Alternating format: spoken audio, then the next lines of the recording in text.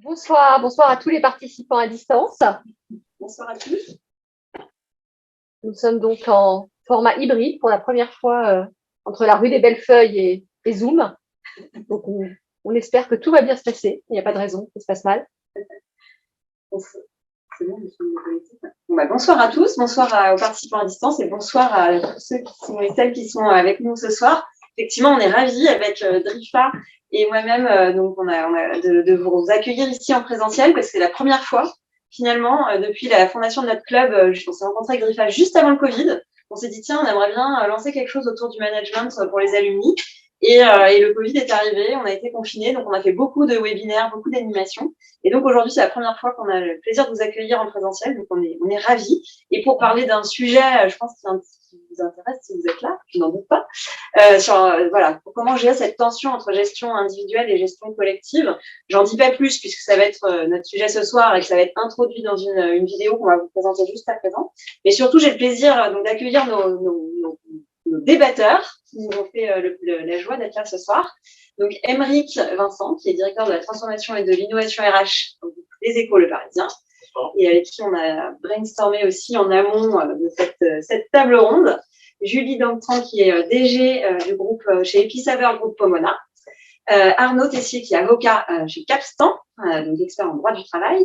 Et Mathilde Lecoste, qui est DRH chez Mazars. Donc, merci vraiment à vous quatre d'être là ce soir pour animer, participer à ce débat. Et Drifa Choulet, avec qui on va animer ensemble cette table ronde, avec qui nous avons donc cofondé ce club. Donc, on organise régulièrement des événements autour du management, en présentiel ce soir et bien souvent aussi à distance. Donc, n'hésitez pas aussi à suivre la page du club et à nous suivre sur LinkedIn, puisqu'on communique régulièrement nos actualités. Donc on va commencer ce soir. On a voulu donner un regard un petit peu éloigné, pas si éloigné du monde de l'entreprise, en interviewant un sondeur qui travaille sur les aspects corporate, qui fait beaucoup de people survey dans les entreprises, etc. Donc, il s'appelle Romain Bendavid, qui travaille pour l'IFOP, qui publie régulièrement des papiers très intéressants pour la Fondation Jean Jaurès, et voilà, que j'ai eu l'occasion d'interviewer spécialement pour ce soir. Il ne pouvait malheureusement pas être là, mais je vous propose de lancer cet entretien et de lancer ensuite notre échange. Écoutez, merci beaucoup d'avoir accepté notre invitation pour l'introduction de notre conférence de ce soir. Malheureusement, vous ne pouvez pas être avec nous, on le regrette, mais on est ravis de vous avoir avec nous quand même. Donc, Romain Bendavid, vous travaillez au sein du département opinion de l'IFOP, l'Institut de sondage, et vous êtes directeur de l'expertise corporate et climat social. Et à ce titre, vous êtes spécialiste du climat interne en entreprise et des enjeux sur le rapport au travail. J'imagine que vous ne chômez pas en ce moment. On surfe plutôt sur la vague. Et vous êtes également co-auteur du livre avec Flora Baumelin, Les chemins de l'égalité, les femmes, les hommes et le travail, paru en mars 2022 aux éditions de l'Aube. Vous avez également publié récemment cette année 2 enquêtes très intéressantes pour la Fondation Jean Jaurès, l'une sur la transformation du rapport au travail et l'autre sur le rôle central des managers et l'enjeu de la reconnaissance au travail. Alors, comme vous le savez et comme le savent tous nos participants ce soir, depuis 2 ans, sous l'effet de la pandémie, le monde du travail connaît une transformation inédite. Peut-être même est-ce une révolution, mais ça, on ne le saura qu'à posteriori. Ce soir, nous allons débattre et vraiment faire un focus sur un axe très important que vivent toutes les organisations et qui est celui de la conciliation entre les attentes individuelles exprimées par les salariés et la gestion d'un collectif au sein d'une organisation qui est inhérente, indispensable à tout système organisationnel. Alors, pour lancer notre sujet, Romain, je voudrais d'abord vous demander d'éclairer pour nous cette évolution du rapport des Français au travail et les attentes qui en découlent. Alors effectivement, vous parliez de révolution, on est sur une révolution qui vient de l'intérieur, en tout cas qui vient de chacun d'entre nous. La crise sanitaire a été un formidable catalyseur des transformations dans beaucoup de domaines sociétaux, mais dans le travail en particulier. Et le fameux « plus rien ne sera jamais comme avant » qu'avait prononcé le président de la République lors du premier confinement demeure plus de 2 ans après, plus que jamais d'actualité dans la vie au travail. Et on a l'avantage à l'IFOP de poser des questions à plusieurs années d'intervalle, de poser exactement les mêmes questions. On en a posé une justement sur la place qu'accordaient les Français, en tout cas les Français actifs, à leur travail dans leur vie. On l'a posée à 30 ans d'intervalle, donc en 1990 et en 2021. On l'a posée pour d'autres domaines, la famille, les loisirs, la religion, la politique. Et on sent l'évolution la plus marquante est dans le domaine du travail. En 1990, vous aviez à peu près 92% des actifs qui considèrent que leur travail était important, mais surtout 60% au sein de ces 90, très important. Aujourd'hui, qu'est-ce qu'on constate? Le travail demeure important pour, environ 86% des actifs, donc il ne s'agit pas de dire qu'il a disparu. Ça demeure effectivement, quelque chose de un point auquel les Français attachent de l'importance, mais c'est le taux de très important qui s'est complètement effondré et qui est passé en 30 ans de 60 à 24%. Donc si vous voulez l'enseignement central, justement, c'est que le travail n'est plus aussi structurant, il n'est plus aussi central dans la vie des Français. Et c'est assez compliqué parfois à admettre, notamment quand on écoute les différents acteurs politiques, de gauche comme de droite, parce que si vous reprenez les grands débats philosophiques, depuis le 19e siècle, tout tournait autour du travail. Si on était plutôt marxiste, on était, le pouvoir on va gagner le pouvoir dans les usines, la libération de l'aliénation par le travail, améliorer le sort des générations futures. Et si vous étiez plutôt d'essence, libérale, l'idée était plutôt d'une émancipation individuelle, de gagner une émancipation individuelle par le travail. Aujourd'hui, pour beaucoup de Français, cette philosophie-là, quel que soit le point de vue, n'est plus centrale et n'est plus d'actualité. Donc c'est un élément, à prendre en compte quand on s'intéresse à toutes les mutations, qui se passent aujourd'hui dans l'entreprise. Alors on a plusieurs explications, hein, évidemment à ça, sur le temps long et sur le temps plus court. Alors on peut passer sur l'explication à court terme, on a commencé à en parler, c'est bien évidemment la crise, sanitaire. Comme vous le savez, nous avons tous fait preuve de beaucoup de résilience, pendant cette période, avec, quand on se replonge un peu en arrière, des craintes très fortes sur sa santé, sur la continuation de son travail, parfois sur la scolarité de ses enfants. Et cette résilience fait que beaucoup de Français, en tout cas ce qu'on a vu dans nos enquêtes, ont gagné parallèlement en confiance et ont moins peur du changement. Le changement est plutôt un mot qui a toujours fait un petit peu peur. Mmh. Aujourd'hui, non seulement le changement ne fait plus peur, mais il est même appelé de ses vœux et on est, beaucoup moins dans une espèce de réserve par rapport au changement et donc, ce qui veut dire qu'on est aussi globalement plus détaché, d'une pression qu'on pouvait se mettre avant, au travail. Ça, c'est sur le court terme. Sur le long terme, alors sur 30 ans, il y a plusieurs autres explications. Il y a évidemment, mais on aura l'occasion d'y revenir, une société de plus en plus individuelle, ce qui fait que des repères un peu plus collectifs comme le travail, sont peut-être, moins mis sur un piédestal. On est plus dans la recherche de bénéfices à court terme que de grands, comment je pourrais dire ça? De grandes utopies ou de grands rêves à plus long terme. Ça, c'est un premier point. Vous avez un deuxième point qu'on voit notamment beaucoup chez les jeunes, qui est aussi une défiance vis-à-vis des grands repères ou des grandes institutions. Et là, je dirais qu'il faut faire très attention à l'interprétation qu'on en fait. Le fait que la place du travail ne soit pas centrale ne veut pas dire, comme on le lit un peu partout, qu'on est devenu une société de paresseux, ou que les jeunes ne veulent plus travailler, et cetera. En revanche, comme on le voit pour la politique, vous avez une abstention qui est très élevée, chez les plus jeunes. Pour autant, ils ne se désintéressent pas de la politique. Ils vont trouver d'autres formes de mobilisation. On l'a vu pour les marches pour le climat, des marches de Mmh. fierté, enfin, d'autres types de mobilisation, peut-être moins ambitieuses, mais dans un environnement qui leur est plus proche et qu'ils peuvent davantage maîtriser. C'est un peu pareil pour le travail, c'est-à-dire que le travail tel qu'il apparaît dans sa forme actuelle, ne fait plus aussi envie, ou en tout cas, on se permet aujourd'hui de se poser la question de: «Est-ce que ce travail me fait envie?» alors qu'avant, on avait moins cette, confiance et on était moins dans cette période de réflexion. On a quand même mis beaucoup de choses sur pause pendant 2 ans et on s'est mis à réfléchir au sens donné à sa vie et à son travail. Aujourd'hui, on arrive à se dire et à prendre conscience du fait que pour beaucoup d'entre nous, quand je dis nous, c'est pas moi forcément, hein, c'est vraiment ce qu'on voit dans nos enquêtes, le travail tel qu'il est présenté actuellement, donc disons l'emploi tel qu'il est offert, ne fait plus aussi envie. C'est un peu la même chose que pour l'offre, politique. Mmh. C'est extrêmement Et puis intéressant pardon. et ce que j'entends effectivement, excusez-moi, c'est une autre forme à dessiner finalement au travail tel qu'on l'a connu. Exactement, tout est à inventer, tout est à réinventer. Mmh. C'est pour ça que c'est aussi une période extraordinaire là-dessus, c'est que beaucoup de choses peuvent, le champ des possibles est ouvert. Alors et vous avez une dernière raison qui est peut-être un peu moins positive, qui est aussi que beaucoup de personnes, surtout les plus jeunes, n'ont vu que des générations, des proches, des frères, des parents galérer, travailler en étant globalement avoir le sentiment d'être mal rémunérés, surtout pas reconnus à leur juste valeur. Rappelez-vous juste que la crise des gilets jaunes qui est très récente, était pour la plupart des personnes qui travaillaient, donc qui ne réclamaient pas un droit à la paresse ou quoi que ce soit, mais qui réclamaient un peu plus de respect, à la fois dans le salaire, mais aussi dans leur travail au quotidien. Donc tout ça joue aussi énormément. OK, très intéressant. Merci beaucoup et merci de nous faire ces ponts également, avec la politique, avec l'histoire. Alors par rapport au sujet de ce soir, effectivement, comme vous le disiez, on a de plus en plus le sentiment, si on se focus sur nos entreprises, nos organisations, que l'individualisme a pris le pas sur le collectif. Alors voilà, dans votre pratique corporate, est-ce que ça ressort de vos enquêtes et qu'est-ce que vous pouvez partager avec nous là-dessus sur vraiment ce qui se passe dans le monde de l'entreprise et des organisations? Alors là, effectivement, l'individualisme a pris le pas, mais je dirais que l'entreprise ne fait que suivre ce qui se passe dans la société en général. Mmh. On est une société qui est beaucoup plus individuelle, même beaucoup plus individualiste. On pense d'abord à son confort personnel et un petit peu moins, au sens collectif. Donc effectivement, dans les organisations, dans les entreprises, on est avant tout sur des comportements, oui, ce que vous appelez, individualistes, mais de toutes les parties prenantes, hein, des dirigeants comme des salariés, des cadres et des DRH.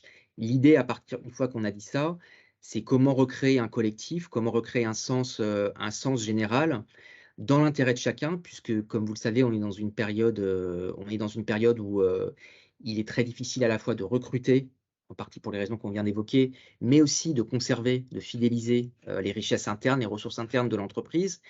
Et donc effectivement, redonner du sens et redonner du collectif apparaît fondamental si on veut aujourd'hui, quel que soit son niveau, parce que ça concerne toutes les catégories, sociales, continuer à se projeter dans une entreprise.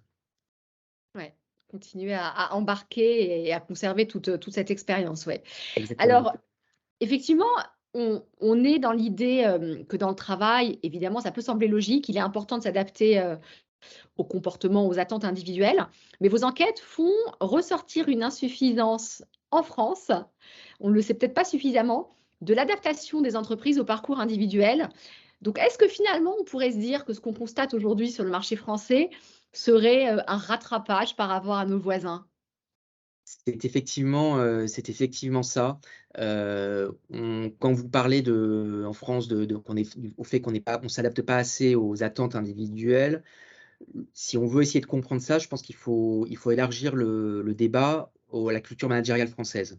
On a une culture, managériale française alors je parle encore une fois en général, ça Mmh. n'embarque pas tout le monde, mais qui est très descendante, qui est très verticale et au sein de laquelle la reconnaissance du travail au quotidien ne fait pas partie, des habitudes et des réflexes. Et quand je parle de reconnaissance, je mets de côté la question salariale, parce qu'il n'y a pas de raison de penser qu'on est moins bien payé en France en moyenne que par rapport à nos voisins, britanniques ou allemands. Mais effectivement, quand on pose la même question à des salariés français, allemands et britanniques, le sentiment de reconnaissance de son travail à sa juste valeur est à 50-50 en France et on monte à 65, voire les 2 tiers, auprès des salariés, britanniques et allemands. Donc il y a toute une culture managériale, que ce soit si on prend des exemples très simples, de féliciter au quotidien quand des choses se passent bien, de ne pas constater que ce qui va mal, d'autoriser le droit à l'erreur, de pouvoir permettre aussi aux salariés de se projeter, de considérer que l'attente de 2 cadres, par exemple, qui exercent le même métier dans la même entreprise, n'ont pas forcément les mêmes envies de projection, dans cette entreprise. Ce ne sont que des banalités, mais c'est peu entré, ça fait encore peu partie de cette culture managériale très verticale et la crise sanitaire a commencé à faire évoluer les choses dans la mesure où les managers ont eu un rôle beaucoup plus central pour garder le lien entre leur entreprise et leurs équipes. Et on a vu petit à petit apparaître un manager qui était peut-être un petit peu moins devant, mais plus au centre et qui finalement était aussi, au-delà de son aspect de leadership qu'il ne s'agit pas de contester, était aussi garant du bien-être et de l'équilibre de chacune de ses équipes. Donc on commence, pour revenir à votre question, à avoir une adaptation à ces comportements, individuels mais c'est à ses attentes individuelles. Mais c'est toute une culture managériale qu'il convient d'adapter. On le voit aussi dans nos enquêtes de climat interne. Quand on pose la question: «Est-ce que vous avez des perspectives d'évolution dans votre entreprise?» Une majorité des salariés nous répondent: «Oui». En revanche, est-ce qu'elles sont adaptées à vos attentes? Non. Et ça, c'est flagrant et quand on présente au RH les résultats, beaucoup nous disent pourtant, chaque mois, on envoie des mails, on envoie des newsletters, des mails avec toutes les évolutions internes et cetera. Oui, très bien, mais à aucun justement, ce sont des mails. Il y a très peu, d'informations en one-to-one, individuel, ou en utilisant le relais du manager, qui est comme la meilleure personne pour connaître les attentes dans son équipe, qui permettrait aux salariés de se projeter. Et encore une fois, c'est du win-win, surtout dans une période où on a tellement de mal à recruter. La meilleure façon de ne pas avoir du mal à recruter, c'est encore de conserver ses ressources internes. C'est hyper intéressant et effectivement, ce que j'entends, c'est qu'on en est aux prémices et qu'on a encore une certaine route devant nous. Alors Romain, ce sera ma dernière question. Donc vous qui êtes un spécialiste de l'opinion, je vais vous demander de sortir votre boule de cristal. Je suis sûre que vous allez adorer. Vous avez vraiment, en tout cas à travers votre métier, la possibilité d'identifier des signaux faibles. Comment, à votre avis, et je ne vous demanderai pas de signer de votre sang là-dessus, comment ce sujet de la gestion individuelle versus la gestion collective en entreprise peut-elle évoluer, allez, on va dire à moyen terme, on va dire? Alors, il y a une piste qui commence à fonctionner, en tout cas qui séduit beaucoup et qui fait de plus en plus partie de la marque employeur quand on veut à la fois fidéliser les ressources internes et se montrer attractif auprès de jeunes salariés ou de jeunes cadres, qui est le rôle un peu plus politique des entreprises. Alors, quand on parle de ça en France, c'est encore effectivement un peu bizarre parce que ça a souvent été l'apanage des sociétés anglo-saxonnes de montrer que l'entreprise joue un rôle plus politique. Et en France, tout est généralement très séparé. Mais on fait face en parallèle à une crise de l'État-providence qui est assez importante, à aussi une défiance vis-à-vis des grandes institutions.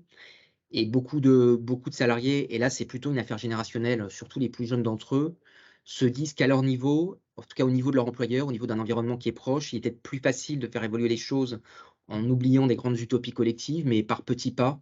Et donc ce rôle-là de l'entreprise, l'entreprise en tout cas, est un facteur, peut-être un acteur même déterminant, à condition évidemment que les salariés puissent y participer, parce qu'ils ne veulent pas non plus ce qu'on voit dans l'entretien d'embauche, c'est pas uniquement le fait de se dire que, ou faire du greenwashing, ou de se dire que l'entreprise a une RSE, une politique RSE, c'est aussi comment moi je peux être acteur en tant que nouveau salarié de cette politique RSE, comment à mon niveau je peux être utile à l'ensemble de la société et qu'est-ce que votre entreprise peut transformer ou pas. On a eu plusieurs exemples. On a bien évidemment, surtout dans la période actuelle, les questions de responsabilité environnementale. Donc ça, pas besoin de développer, hein. Beaucoup d'entreprises le font et que ce soit au niveau associatif, dans les relations avec les commerçants, dans les quartiers, etc. Mais ça peut aussi être des sujets comme la relocalisation de certaines activités, travailler sur des modèles qui peuvent fonctionner et qui soient rentables, des circuits courts. Les notions aussi d'égalité femmes-hommes qui sont très importantes parce que autant ça progresse très peu dans la société en général, autant on voit que l'entreprise se bouge beaucoup là-dessus, à la fois par le haut avec les différentes lois pour faire en sorte qu'il y ait plus de femmes à des échelons importants, mais aussi par le bas, quand on sait que les femmes occupent de plus d'emplois précaires en majorité que les hommes et que quand il y a une mobilité chez les femmes, elle est plus souvent subie que choisie. Donc tout ce qui peut permettre aussi de faciliter le bien-être au travail des femmes par rapport à d'autres contraintes que les hommes n'ont pas forcément. Voilà, toutes ces choses-là qui sont en fait c'est de la politique parce qu'on est dans du quotidien et on est dans des transformations de la société. On a une proportion plus importante de Français qui croient davantage en ce rôle, au fait que les choses peuvent bouger dans l'entreprise.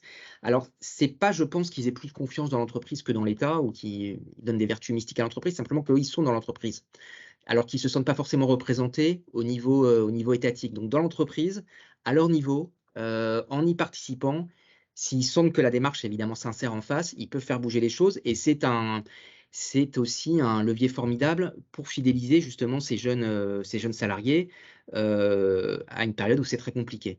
Ouais, et j'entends finalement que c'est un bon moyen, finalement d'atteindre notre question de ce soir, de les faire participer individuellement à un projet plus grand et collectif. Et qui les transcende totalement. Écoutez, Romain, merci infiniment. Nous allons faire réagir nos participants à cette conférence débat. Et écoutez, on espère vous revoir prochainement. Vous êtes en tout cas le bienvenu au sein de notre club management et leadership de Neoma Alumni. Merci beaucoup, Drifla. Romain. À bientôt. À bientôt, au revoir. Écoutez, on vous propose de commencer, peut-être en vous demandant, là où vous se lance, que vous inspire l'intervention de Romain par rapport à ce que vous vivez au quotidien dans vos organisations ou avec vos clients.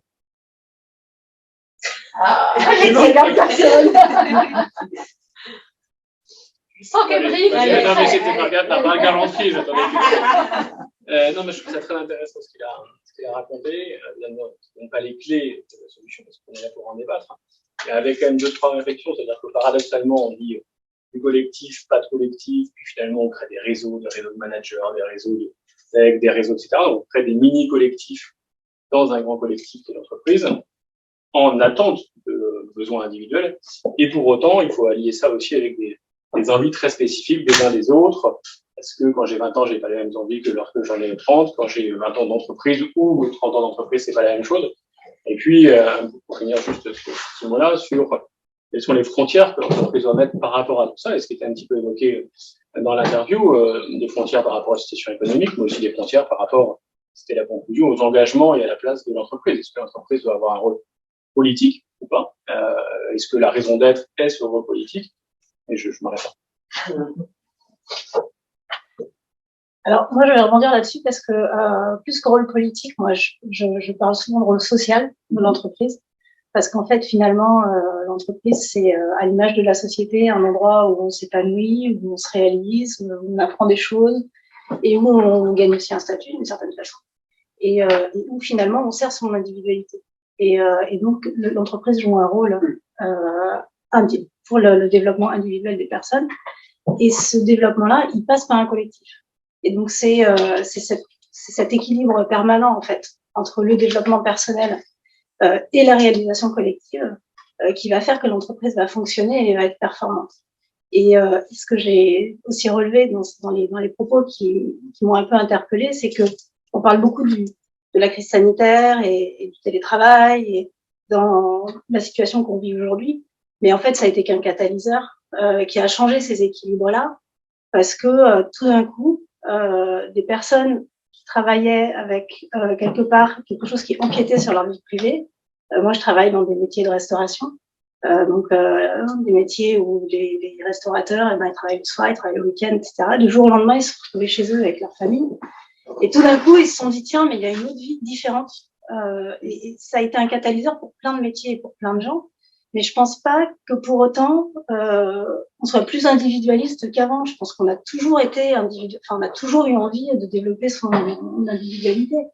C'est juste que là, tout d'un coup, hop, ça devient plus prégnant. Voilà.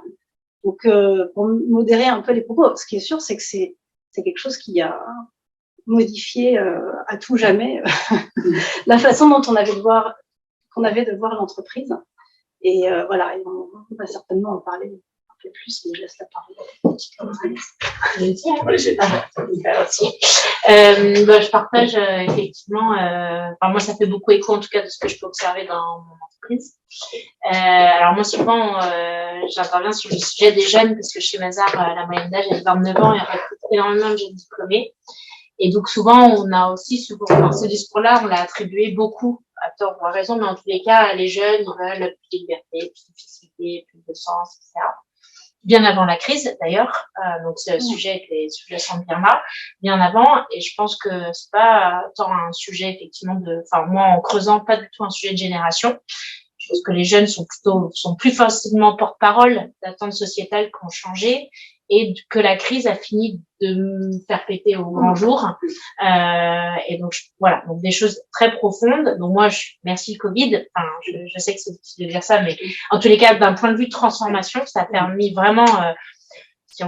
L'exemple le plus criant, c'est le télétravail, mais c'est même le sujet d'hier ou avant-hier. Mais faut dire, il a fallu quand même cette crise pour que les derniers réfractaires se disent en fait, c'est possible.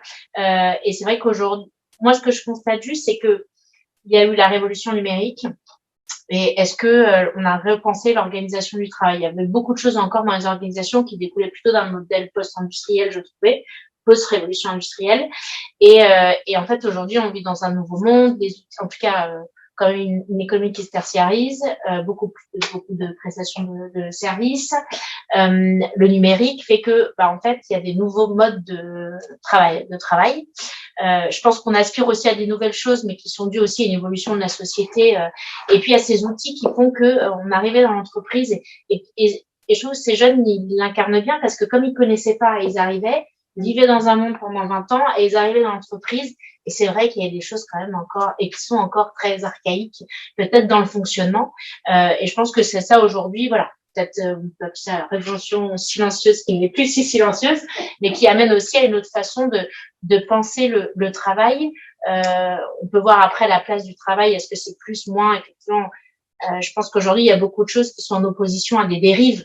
Enfin, moi, je constate qu'il y a des dérives, on est allé trop loin dans certaines choses, ou des choses, voilà, la culture du présentéisme, avoir des postes à responsabilité, c'est forcément travailler beaucoup. Est-ce que on questionne moins le sujet de l'impact et de la valeur créée. Donc, c'est vrai qu'il y a plein de choses aujourd'hui qui sont arrivées quelque part, on est arrivé au bout du modèle, du système.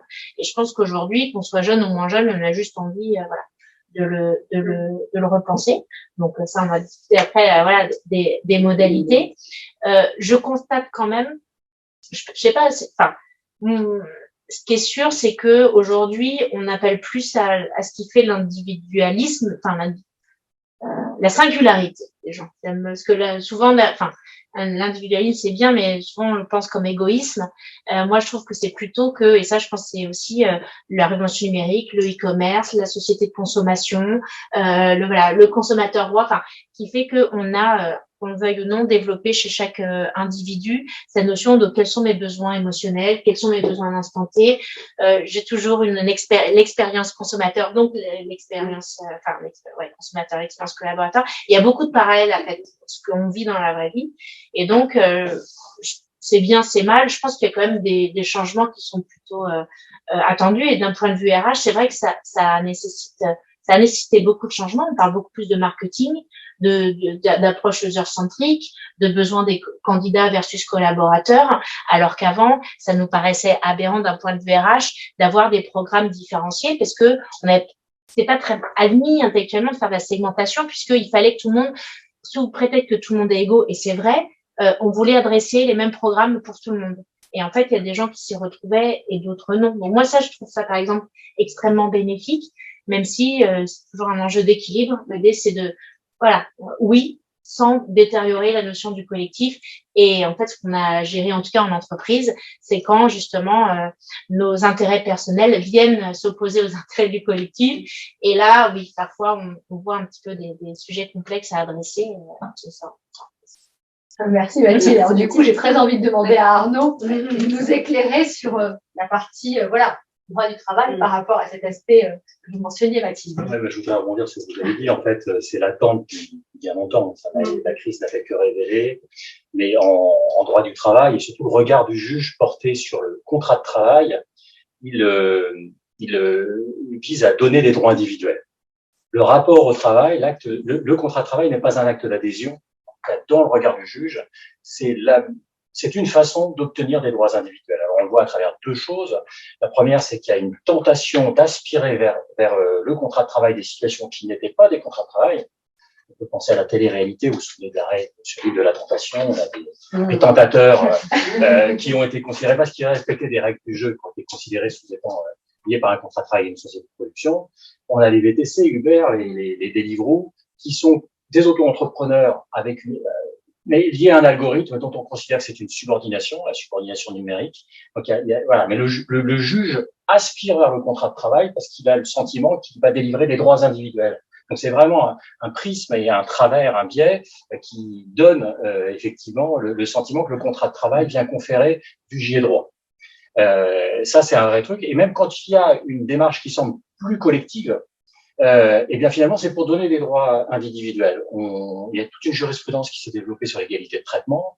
Les managers d'entreprise sont complètement atterrés et apeurés par cette règle d'égalité de traitement, parce que quand je veux pouvoir normer de façon plus individuelle mes approches de parcours, c'est ce que était évoqué de quelques mots tout à l'heure le propos, eh bien je suis possiblement rattrapé par cette fameuse égalité de traitement qui finalement vise pas à donner des droits collectifs, à homogénéiser une collectivité, mais à donner des droits individuels à ceux qui en payent. Voilà. Donc, on a vraiment une approche du juge qui nous dit le contrat de travail, c'est une manière d'acquérir des droits individuels, mais pas de créer une collectivité. Et ça, c'est un travers vers lequel il faut à mon sens, il faut largement qu'on va développer après. Et il y a toujours dans le contrat de travail une notion de subordination. quelque part. Il y a quand même un lien d'attachement, donc c'est pas inintéressant dans la création du collectif. À un moment donné, moi, collaborateur, je signe avec une entreprise pour quelque chose. C'est l'acte d'adhésion. Ouais, et qui n'est pas rien dans la notion collective. Effectivement, donc on voit que même effectivement dans le droit du travail, cette tension se manifeste et de plus en plus par la jurisprudence. Alors peut-être comment ça se manifeste de façon concrète aujourd'hui, finalement cette tension entre la gestion de l'individu qui est de plus en plus forte et les demandes des individus qui sont de plus en plus fortes, et en même temps cette nécessité d'un engagement collectif. Comment ça se manifeste dans vos entreprises aujourd'hui? Est-ce que vous auriez des exemples concrets, des illustrations à nous partager? Alors, c'est une question qui est un peu difficile pour moi parce que j'ai vécu pendant plus de 20 ans dans des entreprises anglo-saxonnes et je suis depuis maintenant 6 ans dans des entreprises françaises. Et alors, pour aussi rebondir sur un des propos qui a été évoqué ici, c'est vrai qu'il y a quand même des différences majeures dans déjà la culture de l'individualité, parce que c'est vrai que j'ai travaillé aux États-Unis, c'était il y a 20 ans déjà très très présent. C'est-à-dire que quand on m'a proposé le poste, on m'a demandé où je voulais habiter. Alors qu'en France, on m'aurait jamais demandé ça il y a 20 ans. Peut-être qu'aujourd'hui, ça commence à se produire, mais en tout cas, on dit, bon, ben voilà, on me donne le choix, t'as 3 villes, où est-ce que tu veux aller? Et c'était considéré, du coup, ma situation personnelle, déjà, pour que ce soit le mieux pour ma famille, parce que j'emmenais tout le monde avec moi, etc. En France, on est dans une culture managériale qui est très, très différente, qui est effectivement encore très hiérarchique. Et c'est vrai que on retrouve du coup des habitudes managériales qui favorisent pas du tout comment dire, la manifestation des besoins individuels, parce que c'est assez descendant. Et voilà. Et en même temps, aujourd'hui, je suis dans une entreprise qui est d'un côté très silotée et de l'autre côté très décentralisée. Donc c'est très très atypique comme entreprise où il y a un très grand sens de la responsabilité et de l'autonomie individuelle dans les différentes succursales qui sont managées. Et donc du coup, les patrons de business et leurs équipes sont hyper autonomes. Et donc d'un point de vue, alors là on parle pas d'un point de vue contractuel, on parle plus d'un point de vue responsabilité de business en fait. Ils se sentent vraiment autonomes et donc ils gèrent leur truc comme si c'était leur propre boîte en fait. Donc c'est du coup un peu particulier de répondre à cette question parce que d'un côté on a cette espèce de d'adhésion collective au projet de la boîte, mais en même temps on s'autorise pas du coup à aller vers l'individualité de la personne. Et donc le télétravail est un sujet très compliqué dans notre entreprise. Alors avec la crise sanitaire, le télétravail a été mis en place, notamment au siège, mais dans les succursales, c'est beaucoup moins généralisé. Justement parce qu'il y a cette espèce de difficulté à se dire, si je donne du télétravail, je vais plus avoir l'adhésion en fait à mon projet d'entreprise, parce que je vais laisser plus j'aurai moins le contrôle en fait sur le collectif. Donc ça se manifeste un peu comme ça, c'est un peu compliqué en fait. J'ai eu du temps avant de réussir à comprendre vraiment ce qui se passait parce que il y a une grande confiance, il y a plein de problèmes de confiance dans les équipes. Donc le sujet, il n'est pas là, mais il est plus sur cette adhésion naturelle et ce collectif qui existe et qui est vraiment très fort en fait. Donc voilà. Oui, c'est comment garder cet engagement en même temps en étant des centres très autonomes et en traitant cette question du télétravail. Moi, je voulais partager un élément, enfin, en tout cas, des sujets que moi j'adresse aujourd'hui chez Mazars, c'est le sujet de, en fait, le collectif parfois entrave aussi des libertés individuelles, c'est-à-dire en fait sous couvert du poids en fait aujourd'hui, je vais vous donner des exemples concrets, c'est par exemple sur le contrat de travail ou l'émergence des freelances, ce qu'on appelle les slashers, multi-contrats. Dans le sens où je pense qu'aujourd'hui, et ça en tous les cas c'est plutôt la jeune génération, mais encore une fois moi je me retrouve totalement dedans, donc j'en ferai pas une caricature, mais qui en parlait ouvertement, de dire en fait maintenant je veux rejoindre une organisation qui n'est plus exclusive, et notamment quand on questionne sur le CDD, le CDI, les aînés vont dire prends un CDI, voyons, tu pourras accéder au logement, emprunter, c'est sécurisant. Mais parce que je pense que par le passé, voilà, la sécurité de l'emploi, des gens se projetaient longtemps, maintenant on a un rapport au temps beaucoup plus court, donc la protection de l'emploi sur certaines industries, c'est le plein emploi, ça questionne, puisqu'en fait il n'y a pas de précarité, voilà. Mais c'est vrai qu'il y avait ce sujet, non mais attends, CDI, ça veut dire que je vais pas avoir le droit de faire autre chose. Et donc, du coup, on a dû faire sauter les clauses interdisant les doubles activités et on a inclus des clauses maintenant autorisant le cumul d'emploi à partir du moment où c'est plus concurrent. Et là, moi, depuis le Covid, dans mon industrie en tout cas, je vois vraiment l'explosion du freelancing.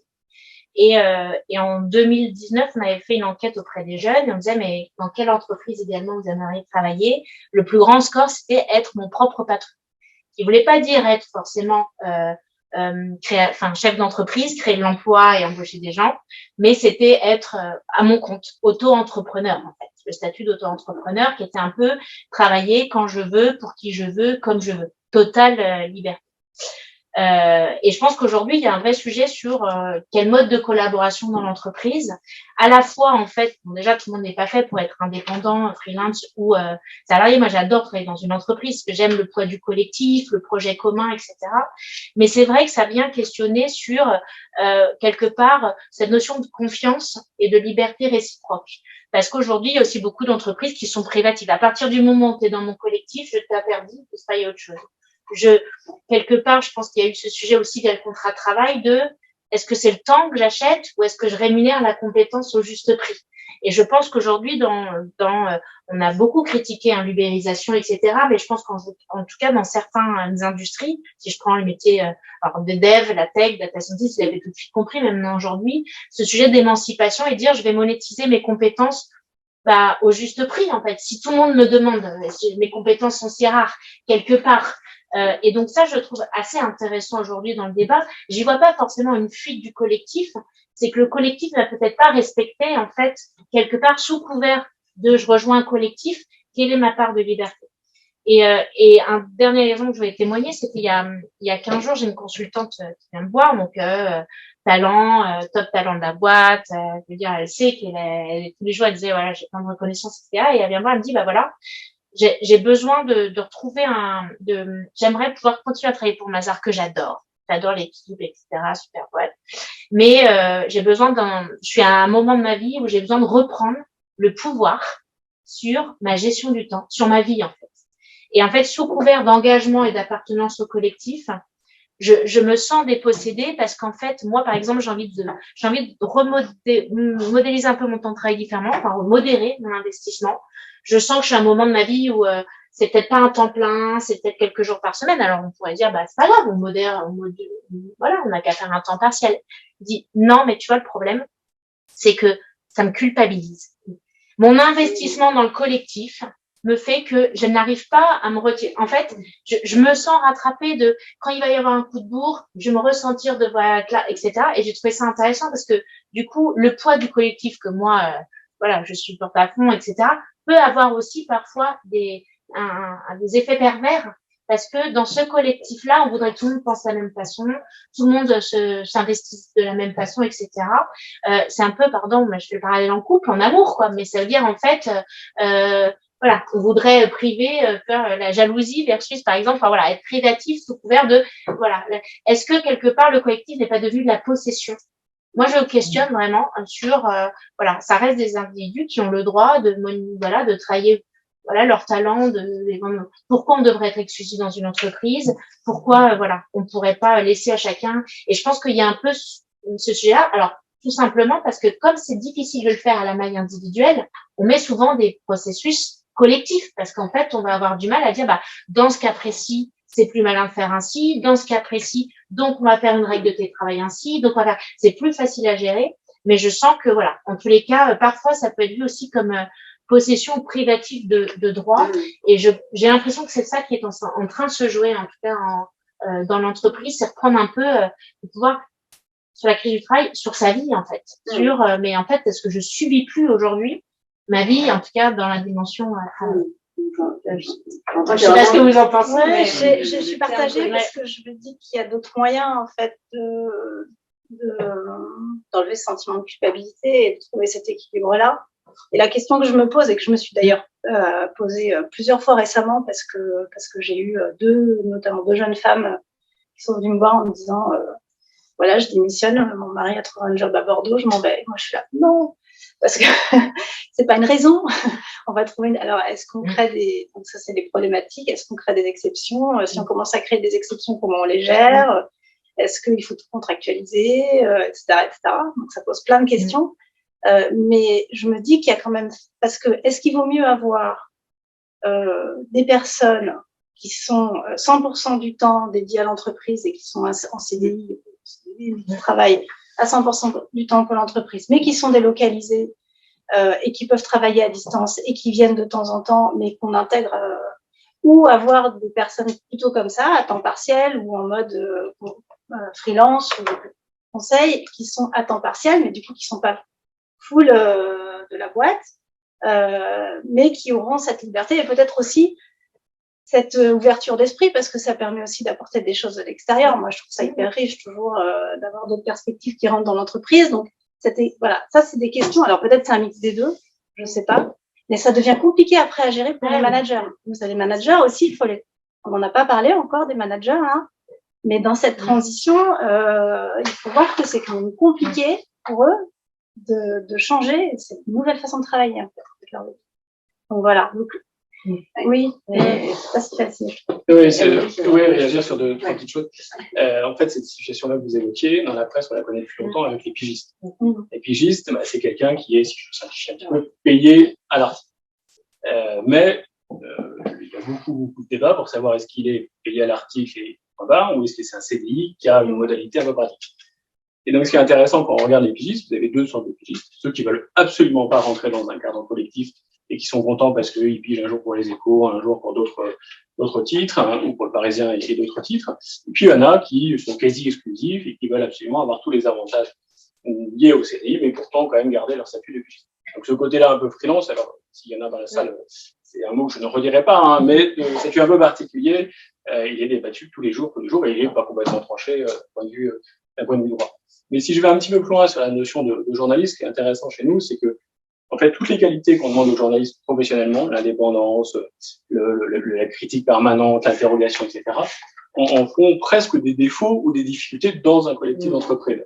Parce qu'évidemment, lorsqu'il va vous interviewer, il va vous questionner. C'est un peu casse-pied quand on est RH dans l'univers de l'entreprise, c'est que c'est un peu la même chose. Donc c'est intéressant d'essayer d'avoir cette individualité, ce collectif-là, sans parler évidemment de la représentation syndicale des journalistes qui est parfois assez forte et qui ne se mélange pas. Dans le groupe Les Échos Parisiens, on a 1600 collaborateurs et il y en a 50% qui ne sont pas des journalistes et qui ne se mélangent pas avec les autres. Donc c'est intéressant aussi d'avoir ce côté-là très individuel et très collectif. Ou un autre exemple volontairement un peu à l'opposé, j'ai organisé une conférence sur la ménopause pour l'ensemble des collaborateurs. J'ai eu plusieurs remarques très positives et puis il y a des remarques un peu négatives, notamment le fait de segmenter les gens et de dire vous nous mettez, nous femmes, dans une case, n'oubliez pas les hommes. Alors moi j'avais la réponse parce qu'on avait aussi traité l'andropause, mais c'est intéressant à la fois d'avoir cette volonté-là de faire du collectif, les femmes, l'ensemble des collaborateurs, et puis finalement de reprocher de faire cette chose-là. Mais il y aura d'autres exemples, mais c'est toute la difficulté de jusqu'à où je faire rentrer l'univers de la vie privée finalement dans l'entreprise. Pour moi, la réponse, le lien était très net, c'est qu'à partir du moment où il y a une conséquence, où il y a un lien avec l'univers de l'entreprise, on peut l'aborder. S'il n'y en a pas, il n'y a pas de sujet, ça ne doit pas rester dans l'entreprise. Moi, j'ai une question du coup, Arnaud. Est-ce qu'on est encore dans un lien de travail, de subordination, ou est-ce qu'on passe dans une relation client-fournisseur finalement? Il y a une vraie porosité qui est en train de s'installer, et c'est ce que vous êtes tous en train de traduire.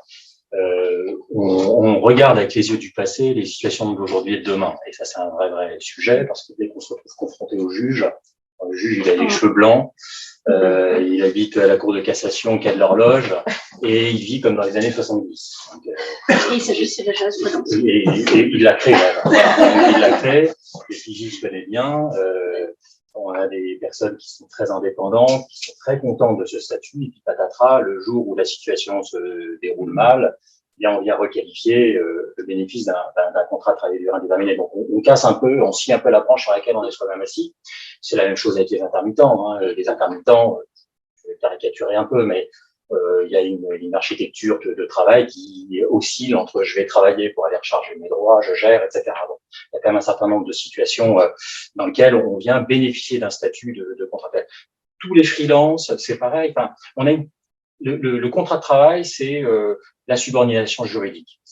Mais aujourd'hui, la subordination juridique, dans, par exemple, les VTC, elle est peut-être plus forte à l'égard de l'algorithme qu'elle existe pour un cadre autonome en forfait jour qui est en télétravail, dont on se fiche totalement de savoir s'il travaille de 8 heures à 12 heures et de 14 heures à 18 heures.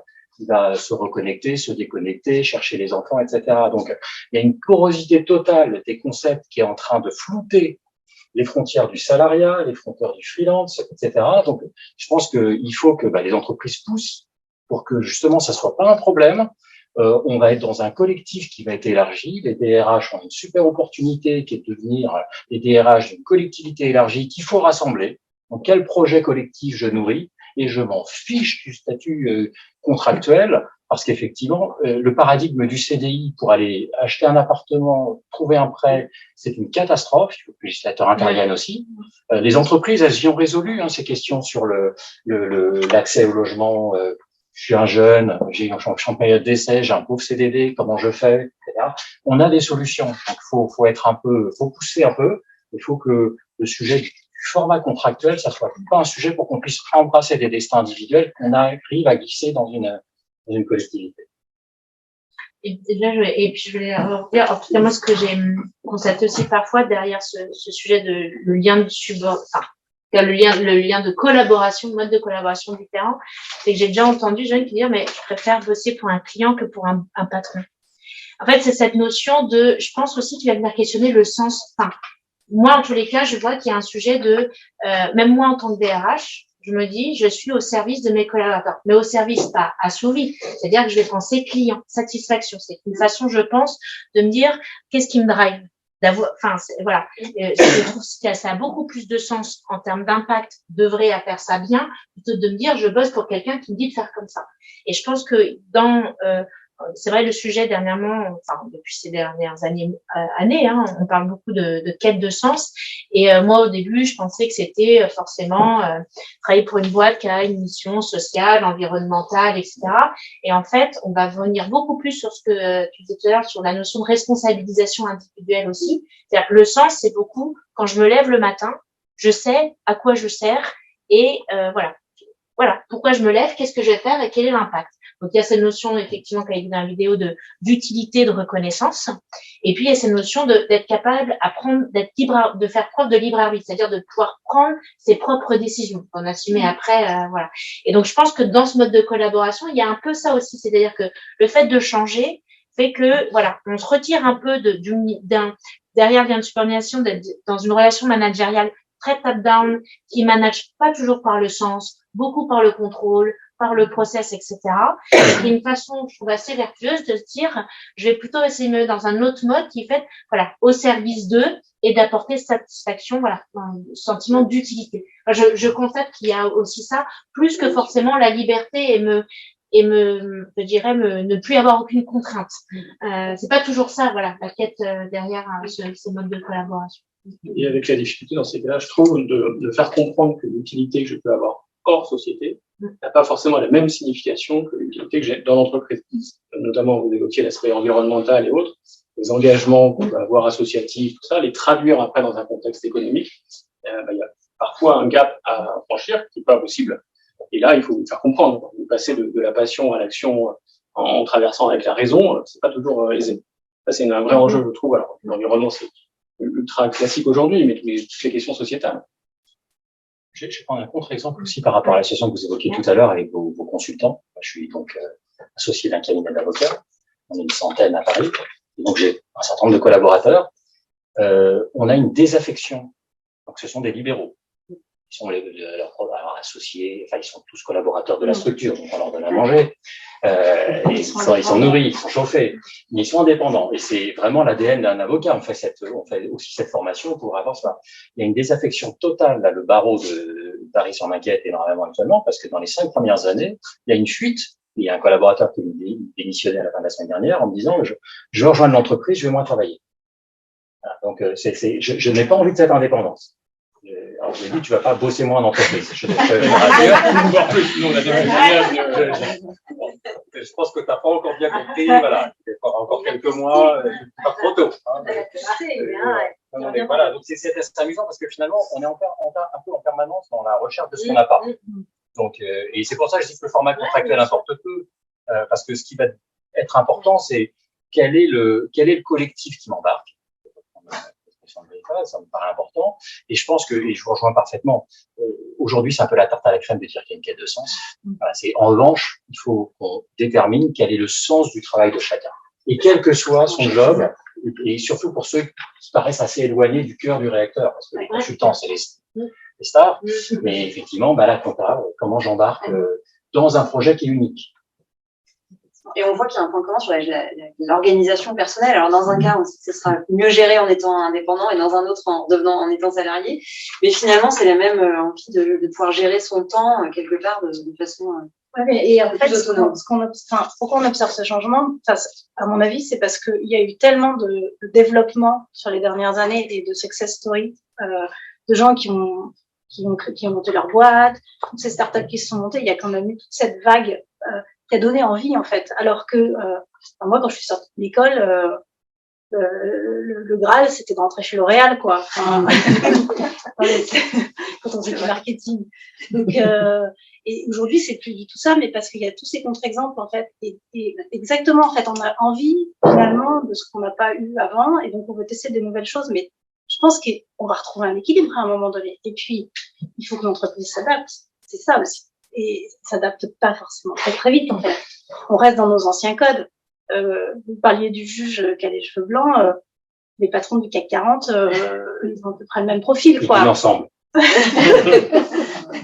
Et donc c'est aussi un des sujets. Il faut que l'entreprise s'adapte, prenne les virages, essaye d'anticiper. Alors on n'a pas de boule de cristal, c'est ça qui est un petit peu compliqué. Et puis on a toutes les contraintes, j'allais dire, des contrats de travail et de l'environnement juridique autour de nous qui fait qu'on peut pas non plus faire n'importe quoi. Donc voilà. Et après l'autre truc, c'est qu'il y a quand même des métiers sur lesquels c'est entre guillemets plus facile que d'autres. Quand on parle de matière grise, de conseil, c'est un petit peu plus facile que quand on gère une entreprise où 80% des effectifs sont dans les entrepôts, dans les camions à livrer, etc. Donc c'est vrai que là c'est encore d'autres sujets, quoi. Oui, comme il y a probablement une différence aussi entre une vision grande ville et une vision petite ville ou moyenne ville. Attention à pas avoir ces pieds-là de lecture. Et justement, Julie, ce serait hyper intéressant que tu partages avec nous ce que tu constates sur justement cette population-là, parce que voilà, on a un prisme très parisien, très grand groupe. Qu'est-ce que tu observes sur ce sujet, sur voilà, les entrepôts Il y a beaucoup moins de flexibilité parce que on a des tâches à effectuer tous les jours avec le même rythme. On a des clients à livrer, on a des commandes à prendre, et donc c'est des métiers entre guillemets, j'aime pas trop parce que mais c'est des métiers de production en fait. Et donc dans les métiers de production, par définition, il y a moins de liberté parce qu'il y a des horaires à respecter et que les personnes qui viennent effectuer ces tâches, elles ont des horaires qui sont fixes, parfois très tôt le matin, parfois plus tard le soir, et qu'en plus c'est des métiers qui sont pas télétravaillables. C'est des métiers qui sont forcément en physique. On ne peut pas préparer un carton en étant chez soi. Ça marche pas. Et donc voilà. Donc c'est vrai que quand on a une entreprise comme ça où on a quand même des cols blancs un petit peu, et beaucoup de cols bleus, eh bien tout ce qu'on met en place en fait doit tenir compte de cette disparité. Et ce qu'on cherche à tout prix à éviter, c'est le fossé qu'on pourrait créer entre ces différentes populations. Il faut surtout pas le créer parce que sinon ça envoie un message d'inéquité en fait dans l'entreprise, parce que déjà que c'est des métiers qui sont considérés comme étant plus pénibles à juste titre, hein, parce que moi dans ma branche Épices Saveurs, les préparateurs de commandes ils vont porter 6 tonnes par jour ou 7 tonnes par jour, donc c'est des métiers qui sont en plus hyper physiques et donc il faut qu'on respecte ça et qu'on ait une approche équitable entre les différentes catégories de métiers. Voilà, donc ça, c'est aussi pour ça, je pense tout à l'heure, je faisais référence au télétravail, c'est aussi pour ça que c'est des entreprises qui ont du mal avec le télétravail. Et c'est normal, parce qu'en fait, on se dit, mais pourquoi est-ce que je donnerais le droit à ce privilège à certaines personnes et pas à d'autres, sous prétexte que c'est plus, ça donne un meilleur équilibre vie pro, vie perso, alors que je ne peux pas l'appliquer en fait à d'autres métiers. Alors qu'est-ce que je fais pour ceux qui sont contraints, entre guillemets, d'avoir des horaires et de venir physiquement? Comment je peux... Et en fait, c'est un peu, on peut pas le résoudre. En fait, c'est juste que c'est des métiers différents et que on va donner la possibilité de faire du télétravail à certains métiers parce que c'est possible. C'est une possibilité, c'est pas un acquis, c'est pas voilà, et il y a des devoirs en contrepartie qui viennent avec, qui sont d'être flexible, de pas considérer ça justement comme un acquis et de s'asseoir dessus et d'être parce que on en parlera peut-être tout à l'heure, mais c'est aussi une des dérives en fait. Nous, on a mis en place le télétravail au siège et dans certains cas, les gens veulent pas venir au bureau le jour de leur télétravail parce que c'est le jour de leur télétravail, même s'il y a une réunion. Donc voilà. Donc oui, c'est des sujets qui sont probablement un peu plus complexes à gérer. Et je parlais des succursales tout à l'heure. Donc une succursale, c'est ils sont entre 100 et 150. Et sur les, admettons qu'ils soient 150, il y en a 120 qui sont dans l'entrepôt ou dans les camions. Et le reste, c'est un petit noyau de personnes qui font la compta, le commerce, on est commerciaux sur le terrain aussi. Donc les commerciaux, on les exclut parce que eux, de toute façon, ils ont déjà un rythme assez hybride. Mais voilà, essayer de trouver un équilibre et une cohésion malgré tout, quoi. Voilà. Mais du coup, je me questionne parce qu'effectivement, selon les jobs et les industries, on ne sait pas du tout, les prestations de services dans lesquelles le télétravail, c'est méga facile à activer. Pourtant, je crois comprendre que, et ça, est-ce que c'est la manière dont c'est communiqué, partagé et tout, mais que tout le monde aspire à ça. C'est-à-dire qu'aujourd'hui, les filières où justement, les usines, en tout cas moi de ce que j'entends, dans le bâtiment, tous ces métiers-là qui ont des contraintes, n'arrivent plus du tout à recruter. C'est-à-dire qu'en fait, aujourd'hui, les gens ne veulent plus aller dans la restauration parce qu'ils veulent plus travailler comme ils travaillaient avant. Ils veulent plus aller dans les industries, le bâtiment. On a des pans entiers parce que justement, et c'est là, pas du tout, je me pose la question, c'est-à-dire, c'est pas adaptable, mais du coup, si on change rien, ça va s'effondrer. Ouais, donc c'est qu'est-ce qu'on peut faire? Exactement. C'est vraiment. Alors, il y a des métiers où certaines contraintes se traduisent aussi par certains avantages. Parce que si on prend l'exemple d'un chauffeur-livreur qui commence à tourner à 5 heures le matin, à 13 ou 14 heures, il a terminé. Donc, on pourrait dire, son équilibre vie pro, vie perso, elle est pas mal parce qu'en fait, il a tout son après-midi. Alors, il faut qu'il se couche tôt, ou bien qu'il fasse la sieste pour pouvoir quand même avoir suffisamment de sommeil. Mais il y a certaines personnes à qui ça convient vraiment ce rythme-là et qui trouvent leur compte. La beauté du truc, c'est on est quand même tous différents et que donc c'est bien qu'il y en ait aussi un peu pour tous les goûts. Maintenant, une fois qu'on a dit ça, il y a des métiers qui sont beaucoup plus contraignants. Travailler la nuit, travailler le dimanche, le samedi. Et en fait, il y a des entreprises qui testent notamment la semaine de 4 jours, par exemple, sur des horaires quand on est un horaire et pas journalier, de se dire, au lieu de faire mes 35 heures en 5 jours, je vais les faire en 4 jours et comme ça, j'aurai 3 jours et ça donne un meilleur équilibre vie pro, vie perso. C'est des choses qui sont en train d'être testées par certaines entreprises et qui peuvent être des réponses. Après, j'imagine qu'il doit y en avoir d'autres. J'ai l'exemple de, Decathlon, en tout cas pour gérer les postes à télétravail ou non et l'équité.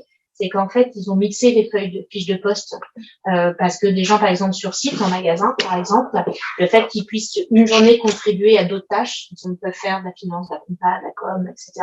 En fait, sur leur temps autre, en tout cas leur deuxième job, mais qui était mineur, ils pouvaient activer le télétravail. Comme ça, du coup, ils ont tourné et que des gens sur site, voilà, en adaptant en fait les fiches de poste et en laissant, voilà. C'est vrai que ça demande beaucoup c'est plus de créativité, parce que c'est vrai que en tout cas, ces attentes sont partagées par les gens. Le problème aussi avec le télétravail, c'est que l'attente individuelle par rapport au télétravail, elle n'est pas la même. On voit, y compris dans le tertiaire, entre les jeunes et les pas jeunes.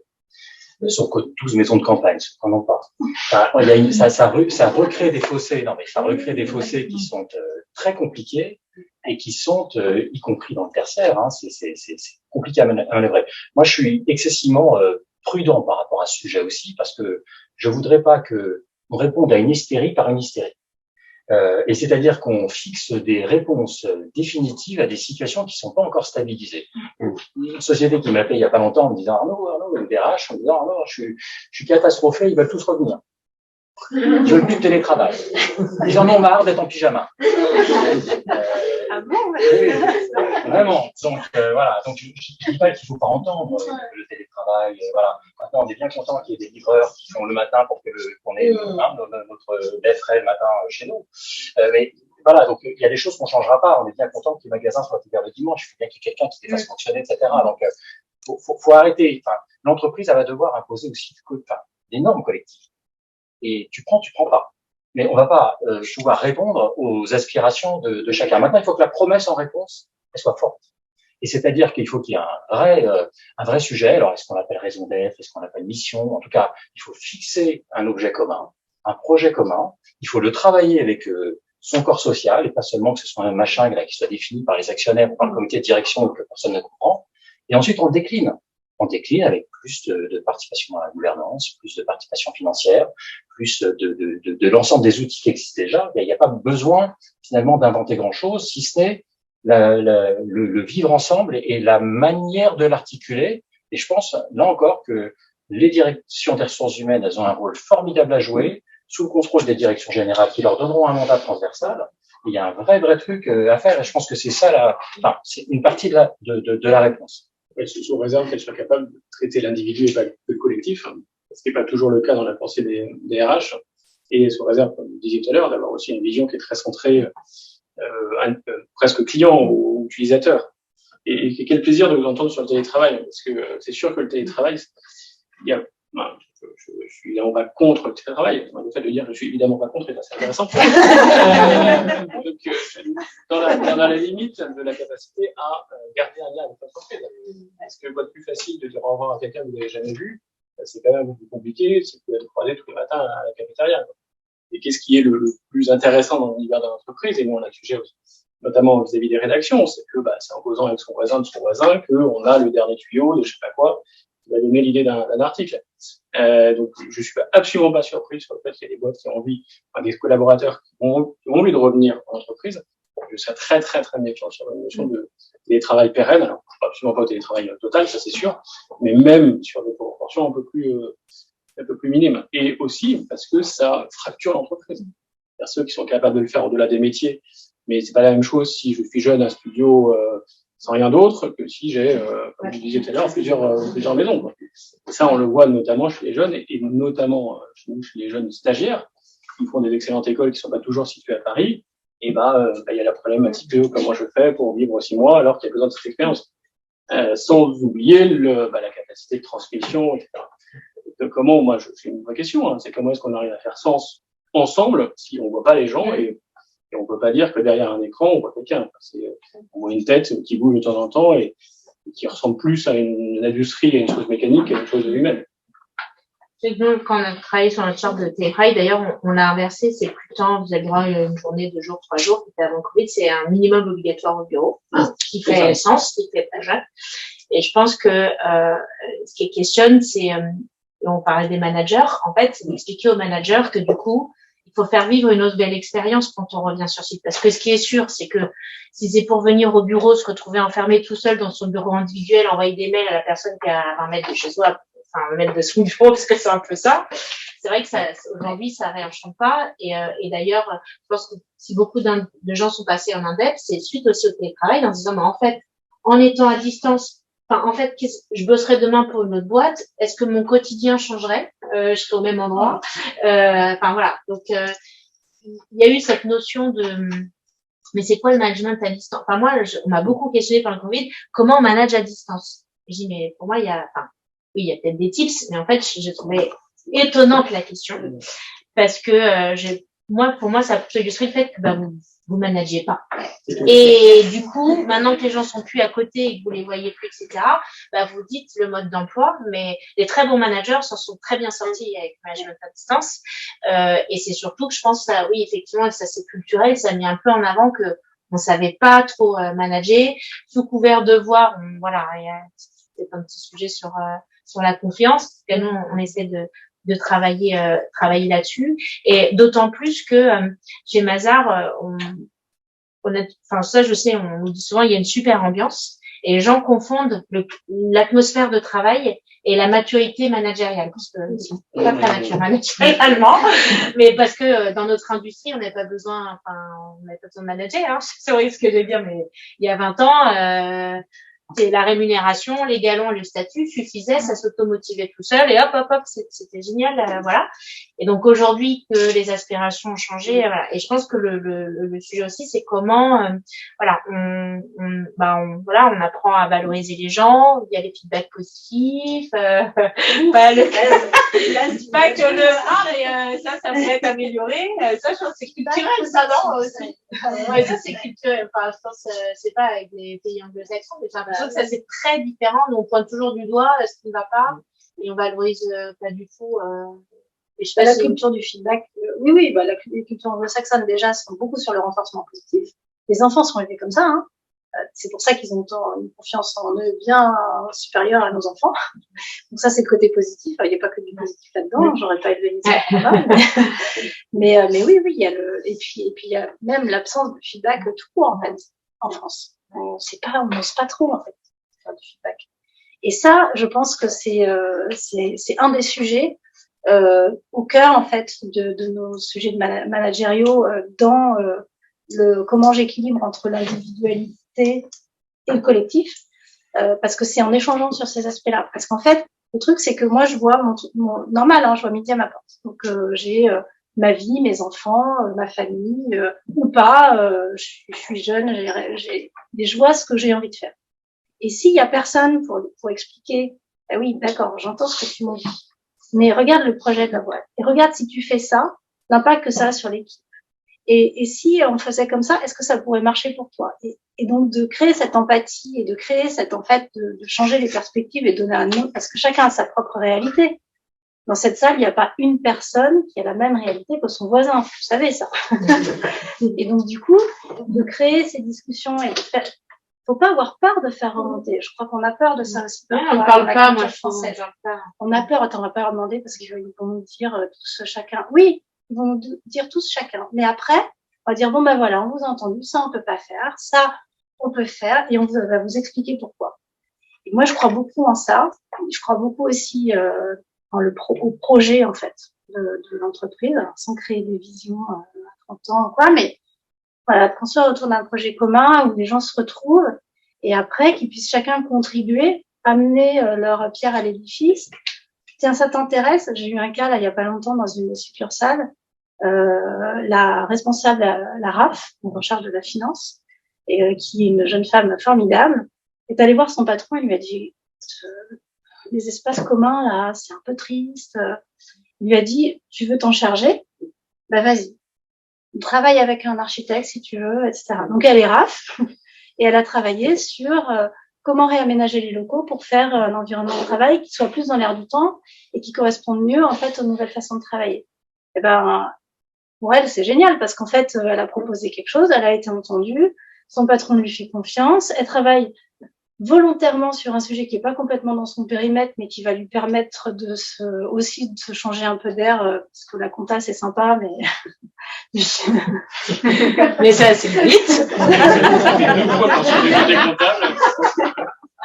Pardon. J'ai fait la compta,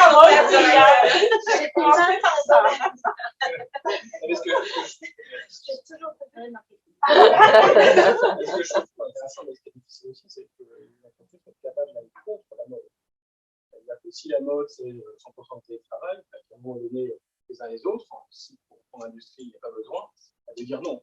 C'est difficile, parce que si tu reprends le sujet de l'environnement, on a eu le questionnement, est-ce qu'il faut supprimer la viande ou pas à la cantine? À un moment donné, il n'y a pas que des gens qui mangent de la viande ou pas de viande, quoi.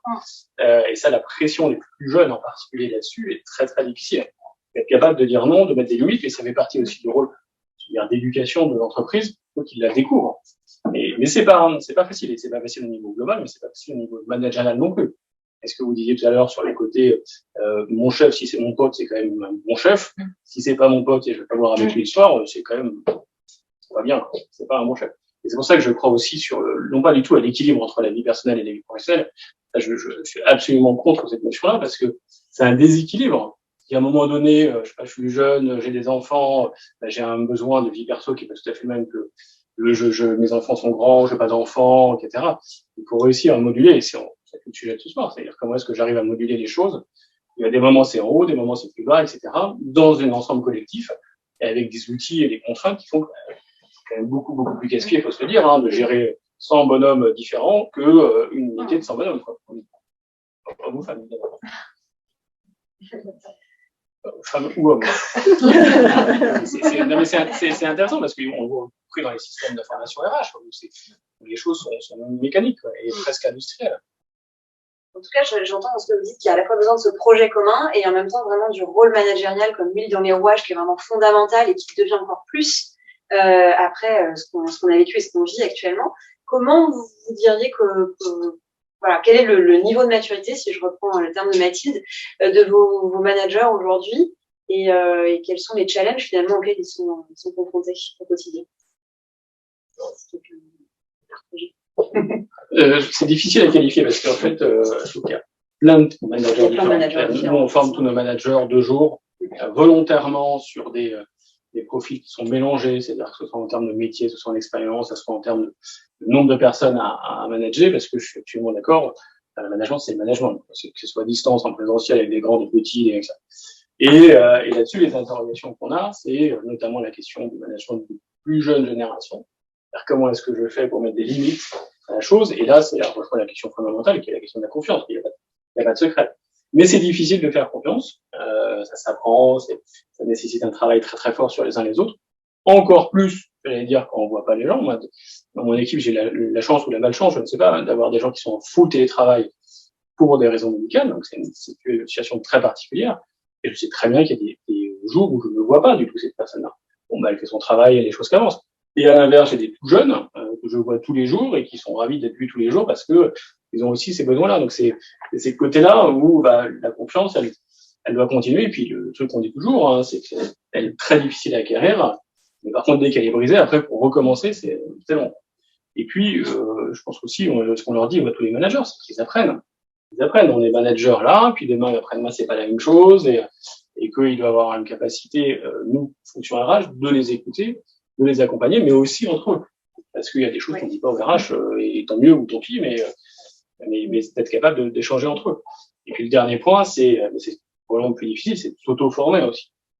C'est d'aller, d'écouter, de lire des choses, des publications diverses et variées, etc. Dans le groupe Les Échos, on anime un think tank RH avec des différents DRH, et ça, c'est une chose qui remonte. C'est important que les uns et les autres aillent se former tout seuls. Donc, c'est un bon chemin.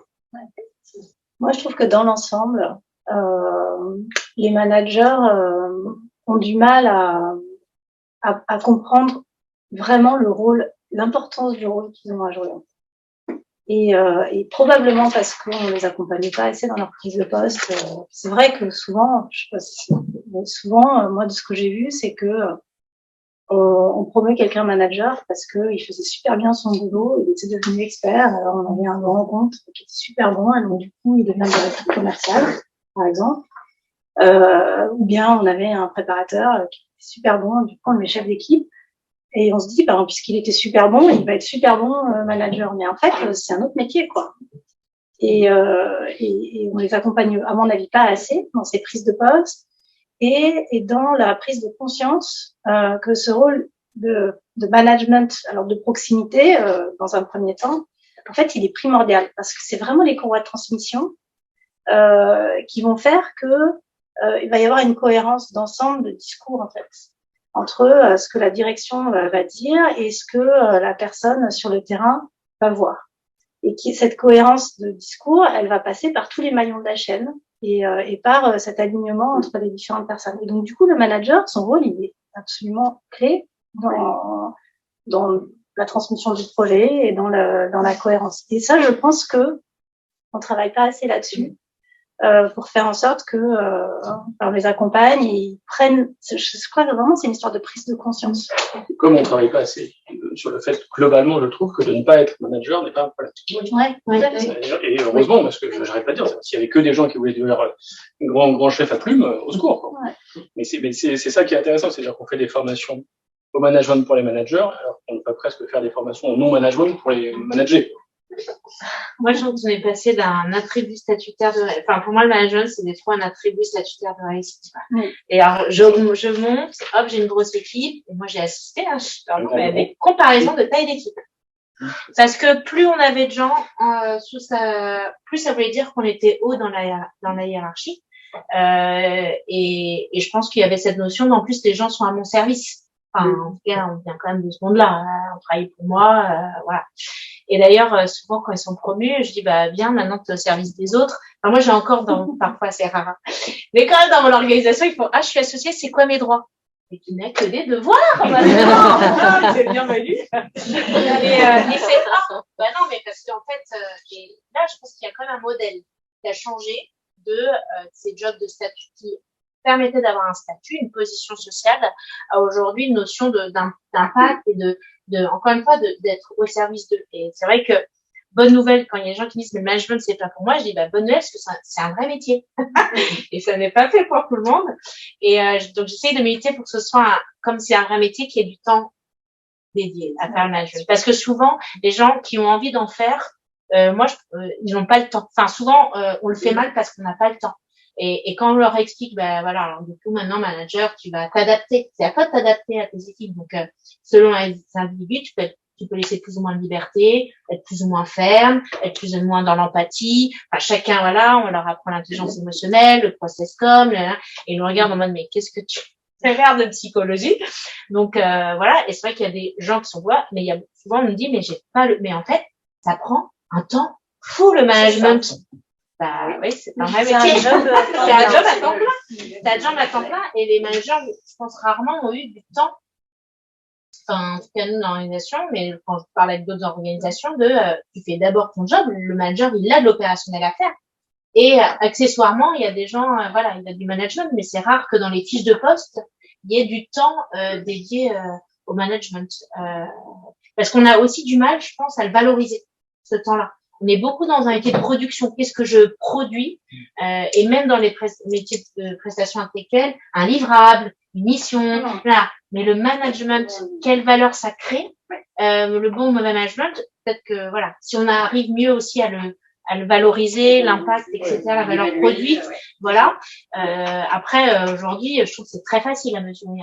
Enfin, je vais pas faire un lien direct entre le turnover, par exemple, mais comme par hasard, il y a des équipes, ça tourne tout le temps, et les équipes où il y a un super manager, voilà, ça tourne beaucoup moins. Donc aujourd'hui, quand même, on est capable, je pense, en tout cas via certains indicateurs, d'avoir une idée, le 360, enfin voilà, plein de choses. Mais c'est vrai que voilà. Et je vois, en tous les cas, en discutant plutôt avec des entreprises de la tech, Silicon Valley, parce que comme en fait c'est les premières organisations, enfin en tout cas moi avec lesquels j'ai discuté, ils disaient comme les experts tech, c'était vraiment le nerf de la guerre, voilà, et les geeks, si on veut dire, bon, voilà, mais qui en fait d'emblée se disaient non mais moi les trucs humains là, la gestion, alors non merci, moi voilà, et qu'on ne pouvait pas dire tu vas pas évoluer si tu manages pas, parce que les CTO dans les boîtes tech c'est quand même les postes clés. C'est vrai que c'est des organisations qui ont commencé à créer double carrière, je vais évoluer par la voie expertise mais sans faire du management, et du coup il fallait bien embaucher des managers. Et donc, il y a la voie managériale. Du coup, c'est des organisations, je pense, intéressantes, parce qu'ils ont les doubles carrières au même niveau, sans dire il y en a une mieux que l'autre. Voilà. Merci beaucoup, Mathilde. On arrive au bout de notre échange avant de laisser la parole à la salle pour des questions. J'aurais envie de vous demander, parce que finalement, c'est vrai qu'on a beaucoup parlé d'individualité. Comment est-ce qu'on pourrait redonner l'envie du collectif aujourd'hui? Alors, je me lance. Moi, je pense que ça passe par le projet. Donc, de donner du sens à un projet commun. Encore une fois, ça n'a pas besoin d'être un truc très compliqué, mais que les gens se sentent appartenir, en fait, à donner un sentiment d'appartenance. Cet après-midi, en fait, j'ai passé l'après-midi dans une entreprise qui nous accompagne sur le redesign de nos locaux. Ça, c'est un sujet aussi. C'est de redonner finalement aux équipes envie de revenir au bureau, mais pour partager et que le bureau en fait, prennent une dimension un petit peu différente. Ça a été évoqué tout à l'heure, je crois que c'est toi qui en as parlé, mais de dire, quand je viens au bureau, finalement, c'est pas pour m'enfermer dans une salle, c'est pas pour me mettre derrière mon ordinateur, c'est pour avoir du temps d'informel avec les collègues, c'est pour avoir cette réactivité-là. J'ai un sujet à traiter, je me lève, je vais le traiter, je vais voir quelqu'un, et donc de fédérer finalement et de créer de la transversalité dans des entreprises qui sont encore une fois assez silotées, et pour ouvrir et pour faire en sorte qu'il y ait un vrai partage en fait. On travaille de plus en plus en mode projet. On n'a pas trop parlé de ça, mais c'est quand même quelque chose avec énormément de transversalité, avec des équipes qui vont aller de l'IT, marketing, du juridique, qui doivent travailler sur des sujets communs. Et donc, de créer, en fait, cette émulation, finalement, à travers ces projets-là. Mais tout doit être repensé, moi, je trouve, ces nouvelles façons de travailler avec les outils dont on dispose. Donc, le lieu de travail, les outils de communication. Nous, on se questionne beaucoup sur comment est-ce que j'arrive à communiquer jusqu'au bout de la chaîne, y compris, je ne parle encore de mes chauffeurs-livreurs, mais qui n'ont pas de PC, quoi. Ils n'ont pas d'adresse mail, ils sont dans leur camion pour livrer les clients. En fait, leur rythme, c'est ils partent le matin, ils chargent, ils font leur tournée, ils reviennent, ils font le bilan avec leur manager, et puis ensuite ils rentrent chez eux. Ça ne soit jamais un poste, en fait. Comment je fais pour quels outils de communication je mets à disposition? Est-ce que c'est une appli de collaboration où je peux communiquer sur les projets de l'entreprise? Est-ce que ça passe par des moments de réunion? Je sais pas, on fait le barbecue l'été, on fait le Beaujolais là, ensuite on fait la galette en janvier. Enfin voilà, des moments de convivialité qui vont faire que je vais créer des occasions en fait pour communiquer des petites choses. Voilà. Puis, le dernier exemple que je donnerais, c'est moi ce que j'ai mis en place en arrivant, que je faisais déjà précédemment, c'est mensuellement en fait, je réunis tous les tâches et j'appelle ça une stand-up parce qu'on s'assoit pas, on reste debout et ça dure toujours un peu plus longtemps que ce qu'on voudrait, mais l'objectif c'est que ça dure maxi 30 minutes avec un café, un croissant. Là, on passe des messages, on accueille les nouveaux, on parle d'actualité. Là, on a notre enquête d'engagement qui vient de sortir, on communique les résultats, mais en mode un peu brève de comptoir, quoi. Et ça fédère et ça nous permet, voilà, d'aligner un peu tout le monde. Moi, j'avais envie de dire, d'aimer les gens pour ce qu'ils sont et pas pour ce qu'ils font. Et je vais illustrer ça avec un exemple qui est très, très personnel. En fait, quand j'ai passé dans un entretien de recrutement, maintenant, je demande aux gens s'ils sont sympas. Parce que je leur dis, moi, vous savez, surtout quand je recrute pour moi, j'ai pas envie de recruter des gens qui se casser les pieds toute la longueur, donc, la journée. Donc, est-ce que vous êtes sympa? J'avoue que c'est la question surprend un petit peu, mais la réponse n'est pas inintéressante. Alors, évidemment, il y en a pas qui disent non, mais après, c'est la manière dont ils traduisent le côté, est-ce que oui ou non, je suis sympa. Et parce que les qualités, les hard skills, on les connaît, quoi. Donc après, là, on est vraiment dans les soft skills, donc voilà, qui sont plutôt que ce qu'ils font. Je pense qu'il y a deux choses. La première, c'est qu'il faut qu'on refasse du contrat de travail un acte d'adhésion au collectif, justement. C'est ce qu'on a évoqué à plusieurs reprises. Il ne faut pas que ce soit un instrument qui permet à l'individu de s'opposer au collectif, parce que c'est trop le cas aujourd'hui. Dans beaucoup de circonstances, par le contrat de travail, je peux m'opposer à un accord collectif qui est pourtant signé avec des syndicats. Donc, il y a un vrai sujet d'articulation. Ça, c'est un problème, et ça concerne un peu le législateur. Il a essayé de le faire à travers l'accord de performance collective, qui est une fausse bonne idée, parce qu'il confirme aussi que l'accord de performance collective donne à l'individu la possibilité de s'opposer à une norme qui est définie collectivement. Donc, c'est vraiment ce rapport entre la norme collective à laquelle, quand je rentre dans une entreprise, j'accepte de m'oublier un peu parce que j'y gagnerais autre chose. Et c'est justement cette promesse entreprise qu'il faut qu'on arrive à mieux dessiner. Je rejoins parfaitement un projet d'entreprise, mais que ce soit pas juste c'est pas ce que vous avez dit, pardon, mais beaucoup d'entreprises, c'est juste marketing. La mission, ça fait très peur parce que c'est du marketing, souvent, en tout cas, c'est des contraintes. La raison d'être, c'est déjà un cran en dessous, c'est bien, mais on peut faire de la raison d'être sans l'afficher. En revanche, il faut qu'on définisse un collectif, mais derrière, que ça se traduise très concrètement par des choses vraiment contraignantes pour l'entreprise. Je serai crédible à partir de ce moment-là. C'est quel format de partage d'informations beaucoup plus consistant je fais.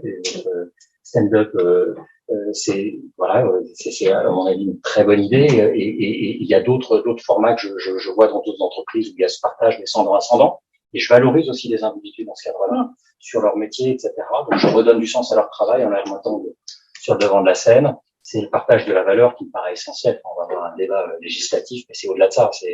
Est-ce que j'assume des écarts de rémunération entre le plus bas de l'échelle et le plus haut? Voilà, tout le monde n'est pas une entreprise de l'économie sociale et solidaire, mais c'est des questions qu'il faut, voilà, je pense qu'il faut aborder tout ça sans tabou, le partage de la valeur ajoutée aussi, et puis bien évidemment les questions intergénérationnelles aussi, hein, enfin, la récupération du savoir-faire. On est en train d'avoir un débat un débat va arriver là sur la réforme de la retraite. Comment j'intègre dans mon entreprise aujourd'hui ce que j'appelle des seniors? On est seniors à partir de 50 ans, hein, donc voilà. Donc comment je gère la carrière et ce partage intergénérationnel qui est fruit d'une richesse formidable, et comment j'articule tout ça autour finalement de ce que j'appellerais un pacte social. Ça me paraît essentiel. Faut changer Mathilde. Vraiment, tout ça. Non, mais en fait, je me questionne sur la question en tant que telle. Moi, je pense qu'on est naturellement appelé par le collectif. Je pense qu'humainement, on aime être dans un collectif. Qu'il soit l'entreprise, pour d'autres, ça va être la famille, pour d'autres, ça va être la bande de potes, on va créer un truc. Je pense que c'est ce qui fait notre humanité, c'est qu'on a besoin. Donc, on est naturellement appelé vers quelque chose de collectif. Après, si l'enjeu, c'est l'entreprise en tant que telle, je pense qu'effectivement, c'est le sujet du respect, enfin, mutuel sur, effectivement, est-ce qu'on prend soin attention, est-ce qu'on est égaux tous comme individus, c'est bête, mais c'est ce qui fait faire société, quoi. Et en entreprise, on retrouve les mêmes écueils, en fait, que dans la société tout court aujourd'hui. On voit que, voilà, peut-être qu'on s'écoute plus, on fait plus attention les uns des autres, etc. Mais moi, je suis pas inquiète pour le collectif. C'est juste que souvent, je pense qu'on le fuit. Si on se sent pas écouté, respecté, aimé, etc. Donc, si on est une organisation responsable, sans être à mission, mais responsable dans ses actes, au lieu des valeurs, c'est des actes du quotidien qui font que voilà, on est extrêmement alignés. Je pense que voilà, on peut redonner envie, en tout cas aux gens de se cacher. Merci à tous. On va prendre quelques questions de la salle, si vous le voulez bien. Qui se lance? On en a également peut-être en ligne aussi, mais n'hésitez pas. Bien sûr, allez-y. Bonsoir, je suis Romain Girard, je suis chasseur de tête chez Progress, je suis un cabinet de conseil CRH.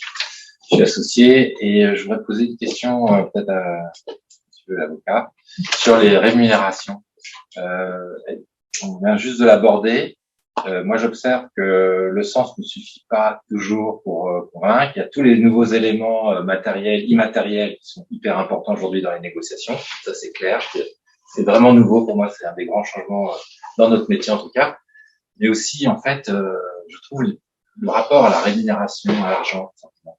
Parce que vous voyez des changements, et notamment, moi, j'observe un changement sur l'intéressement et la participation, qui était quelque chose d'assez fort jusqu'à présent, et je trouve que l'importance de ce dispositif est en train de baisser drastiquement.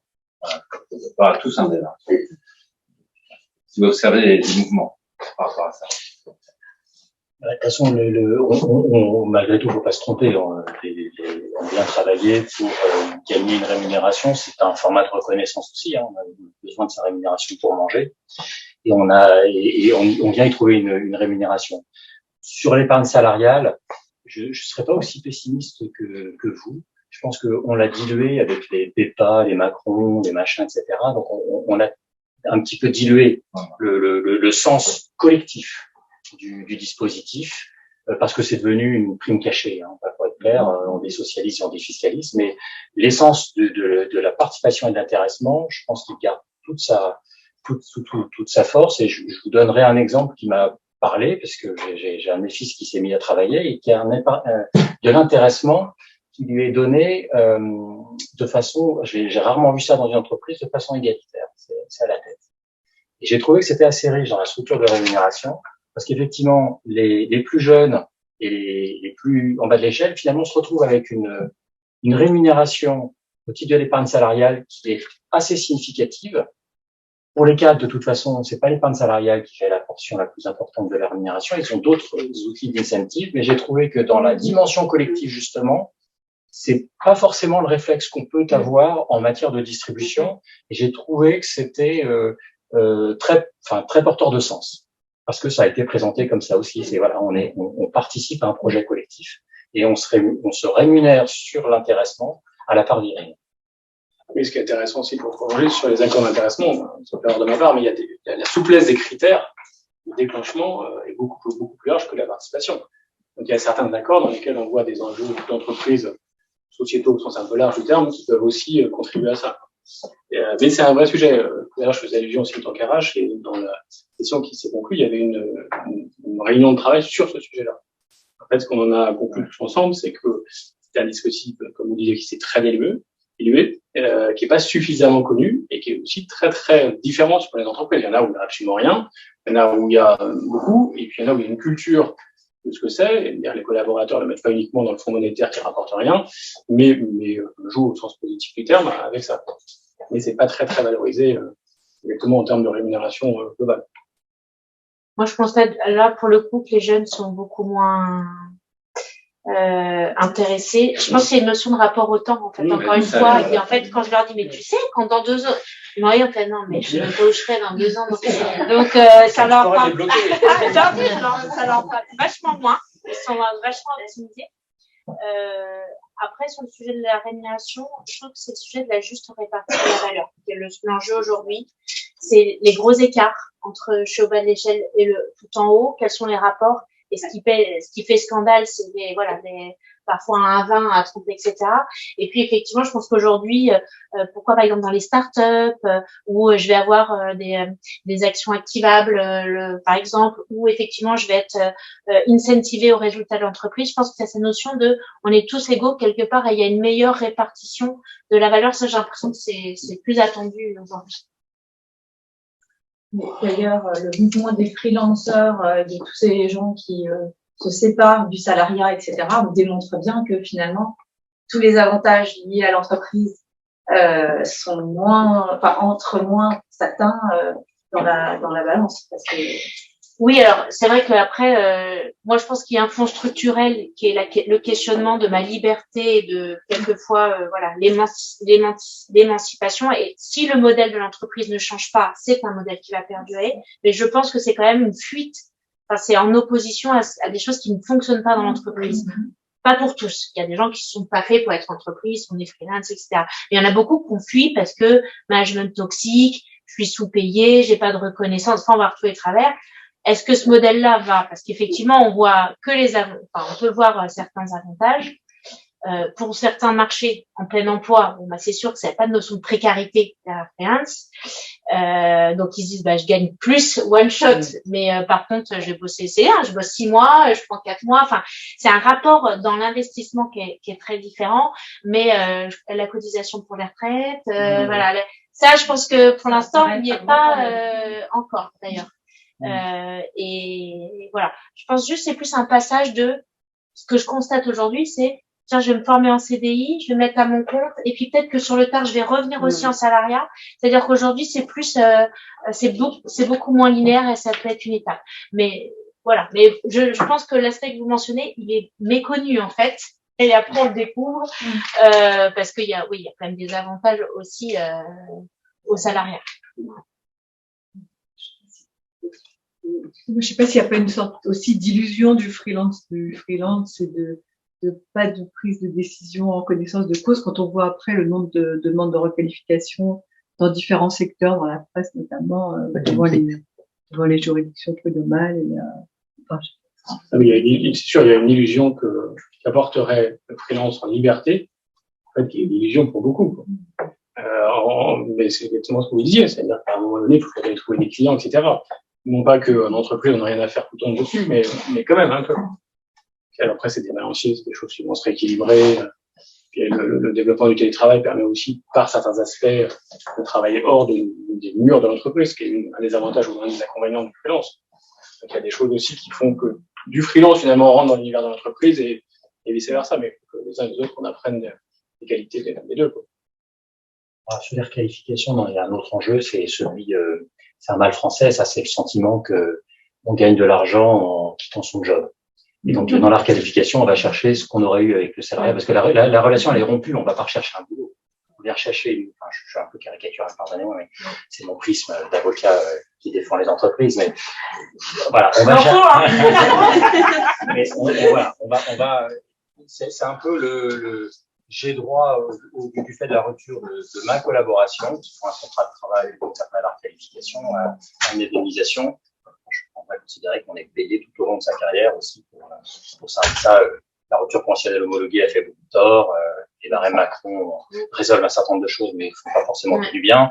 Voilà, donc, il y a, en tant que manager, c'est un vrai sujet. Oui. La gestion de la rupture. Absolument. On ne démissionne plus. C'est ça, c'est ce que j'allais dire, c'est que le collaborateur accepte la démission. On va prendre une dernière question avant de passer au cocktail. On pourra poursuivre cet échange. Les seniors de plus de 50 ans, puisque maintenant on va faire jusqu'à minimum 67, pour la plupart, quand il fait 43 annuités, plus ils vont commencer à travailler à 23 ou 24 ans, de toute façon, si je regarde, c'est plus 66 ou 67 ans. Par contre, certains iront jusqu'à 70. Moi, je suis dans une entreprise où on recrute beaucoup de seniors, en fait. Et là où j'étais avant aussi. Et on n'est pas du tout dans le jeunisme, en fait. Donc, je suis peut-être un peu mal placée pour parler de ça.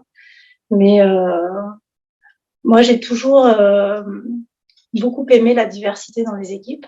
Et je trouve que d'avoir des équipes qui sont équilibrées tant à tous les niveaux, en fait, hein, hommes, femmes, jeunes, seniors, c'est hyper riche, en fait, parce que on peut vraiment s'apprendre les uns les autres. Et moi, j'ai toujours essayé de faire ça. Il s'avère que j'ai trouvé des entreprises qui le permettent, parce que c'est vrai que c'est pas toujours le cas. Mais je pense que c'est ça qui fait la richesse, en fait, et la performance, parce que l'expérience qu'on acquiert, on a beau dire, hein, on peut pas l'égaler avec rien, en fait, parce que l'expérience, c'est qu'en vivant les choses qu'on les apprend vraiment. Je suis absolument convaincue de ça. On peut apprendre des choses dans un livre, mais le jour où on les vit, c'est là qu'on vraiment on apprend. Donc voilà. Après, moi, je cherche toujours des personnes qui ont envie d'apprendre, qui sont ouvertes et qui ont envie d'apprendre et qui sont aussi prêtes à se remettre en question en permanence. L'autre jour, j'étais avec une jeune fille qui était démissionnaire, la fameuse qui voulait aller à Bordeaux. Et je me suis rendu compte que je ne comprenais absolument pas son référentiel. Tout comme elle ne comprenait absolument pas le mien. Et là, je me suis dit, waouh, il faut vraiment qu'on fasse du reverse mentoring parce que, en fait, je lui ai avancé des arguments. L'histoire, c'est que j'avais fait une exception pour elle. Alors, on va pas parler de ça. Doit-on faire des exceptions? Je m'étais dit, bon, je vais pas la laisser partir. Elle est talentueuse. Je vais lui permettre de faire du télétravail depuis Bordeaux et puis elle fera des allers-retours. Elle viendra moins que les autres, mais on va essayer de faire fonctionner le truc comme ça. Et 2 mois après, donc on met le truc en place, hein, elle me dit OK. 2 mois après, elle m'amène sa démission. Enfin non, elle me dit pas qu'elle démissionne, elle donne sa lettre au RH et j'apprends par les RH qu'elle a démissionné. Alors que moi, je m'étais battue avec les RH pour faire passer le truc et tout. Et donc je lui dis, mais ça aurait été bien que tu viennes me le dire directement, j'aurais apprécié. Elle n'a pas du tout compris, en fait. Parce qu'elle était dans son truc, je pense. Elle n'a pas du tout compris, en fait, la relation que j'avais créée avec elle. Et donc, voilà, tout ça pour dire que les écarts générationnels, moi, je trouve qu'ils sont hyper intéressants. Et que si on veut aussi faire évoluer un peu tout le monde, il faut qu'on ait tous les profils, des cultures différentes aussi, et puis des âges différents. Donc voilà. En tout cas, là où je travaille, c'est pas vraiment un sujet, c'est pas problématique, quoi. Je sais pas si c'est pareil. Je sais pas ce que tu allais dire. Non, alors nous on recrute que des jeunes, mais parce qu'en fait parce que j'exagère historiquement, c'est vrai, mais parce qu'on les formait, mais ce sont les seniors qui ont les jobs à responsabilité chez nous. Donc voilà, ça peut être vu dans l'autre sens. Et voilà. Non, par contre, ce que je constate, c'est qu'il y a un jeunisme aujourd'hui. Quand on va dans certaines organisations, déjà quand on entend que je sais pas, chaque année c'est plutôt bien senior. Je croyais que c'était 45. Ouais. 40 maintenant, 40, voire avant, bref. Donc voilà, effectivement, un travail plus tôt. En fait, je pense que je me rends compte que dès lors, et ça commence à venir, on parle compétences, on revalorise l'expérience. Si on me disait, j'ai une ressource, je pense, pardon, mais j'achète le temps, je rémunère du temps passé, et ben en fait, on était même dans une course il faut toujours pour des raisons d'optimisation que ça coûte moins cher. Et on recrutait des jeunes, ça coûte moins cher. Parce que c'est pas du tout pareil que quelqu'un qui a de l'expérience. Et je trouve que ce qui est en train un petit peu, je trouve, de changer, est-ce que c'est dû aussi au freelance, aussi peut-être de la manière dont on se dit, les métiers demain, on ne saura plus à quoi ils ressembleront, donc on parle davantage de compétences. Et je pense que l'enjeu, c'est comment on va valoriser les compétences par poste pour besoin d'organisation, etc. Là, on revient quand même sur de revaloriser la seniorité, parce qu'en fait, il y a plein de compétences qui s'acquièrent avec de l'expérience, en fait. Si on prend l'exemple du management, je suis désolée, mais un bon manager, enfin, si on n'en a jamais fait, j'ai du mal à voir comment on a déjà développé la compétence managériale. Et donc, je me rends compte que dès lors que sur des postes, on dit, tiens, pense compétences plutôt que avant, il faut un temps plein, enfin, je caricature, mais j'avais pas l'impression qu'on formalisait comme ça les compétences à un moment, voilà. Là, on se rend compte que tiens, cette compétence-là, c'est peut-être quelqu'un effectivement de plus expérimenté, voilà. Et je constate que dans l'intergénérationnel aussi, qu'il y a un enjeu dans les organisations. Ça, pour le coup, je l'ai. C'est comme la minorité générationnelle qui manage la majorité générationnelle chez nous. C'est voilà, les plus âgés, enfin nos associés, ils sont très décrochés en moyenne d'âge. Ils ont 20 ans de plus de moyenne d'âge que la majeure partie de nos collaborateurs. Donc c'est énorme comme écart. Et qu'en fait, il y a des crispations entre les jeunes qui disent oh là là, c'est bon, les anciens et les anciens quand même, statistiquement qui disent de mon temps, les jeunes, voilà, il faut faire rencontrer. Mais cette approche de partage d'expérience, elle est extrêmement désirée. Et le reverse mentoring, mais aussi le reverse mentoring est souvent prétexte entre jeunes et plus expérimentés à échanger. C'est que les jeunes, ils sont très très friands de l'expérience de leurs anciens, mais faire partager son expérience, c'est pas non plus dire moi j'ai toujours fait ainsi ou de mon temps ça a toujours été comme ça, etc. Et c'est vrai que ce qui se crispe aujourd'hui, c'est que parce qu'on a la connaissance, on pense qu'on a l'expérience. Et moi, ça me rend dingue parfois. Avec les jeunes, ils veulent avoir un droit au chapitre, donc on fait l'effort de qu'est-ce que vous en pensez? Puis à un moment, l'expérience arrive et on se dit qu'elle naturellement, elle va trancher, elle va arbitrer. Pas du tout. C'est jusqu'au bout, voilà. Et je pense qu'il y a un peu ça. C'est en fait au-delà de l'âge, c'est de revaloriser en fait le poids de l'expérience qui est l'expérience de vie que j'ai accumulée, qui fait que ma compétence dans certaines compétences sont beaucoup plus robustes et donc valorisées. Non, mais sinon, la vraie question, c'est comment on peut avoir des RH et des directeurs comme vous, un peu ouverts sur ces questions. Comment on fait pour les attirer aussi sur des fonctions comme les vôtres qui sont, je fais de la communication interne chez Dell, ça c'est dit. Donc, c'est vrai qu'on a envie, quand on vous entend, que les RH, que les directeurs, le juridique, on a moins à faire à moi. La partie ici, on peut avoir la même envie. C'est dommage, c'est dommage qu'on n'ait pas accès au juridique sur ces questions-là. C'est comment on arrive à ouvrir aussi à la base. Non, mais c'est très intéressant ce que vous dites, parce que c'est aussi la manière dont les RH sont formés, dont les RH vivent leur métier, qui change beaucoup de choses. Je pense que Mathilde et moi, on est assez alignés sur pas mal de sujets, mais ce qui n'est pas le cas de, je ne sais pas si c'est 80% de la RH ou 50%. Après, il faut aussi voir que ça a beaucoup évolué ces dernières années. On se rappelle, c'était d'abord des militaires qu'on y mettait, etc. C'était l'administration du personnel, le chef du personnel. Et puis aussi, que la fonction a autant de facettes quasiment que l'univers. C'est-à-dire qu'on n'est pas la même chose quand on est chez Michelin ou dans une industrie ou quand on est dans une mission de service, quand on est dans un univers 100% pénurie, ça. Et par contre, il y a 2-3 choses qui, à mon avis, doivent être communes pour toutes. C'est s'intéresser à ce que font les gens. Moi, c'est tout bête, mais aller comprendre, discuter avec eux, quel que soit leur métier.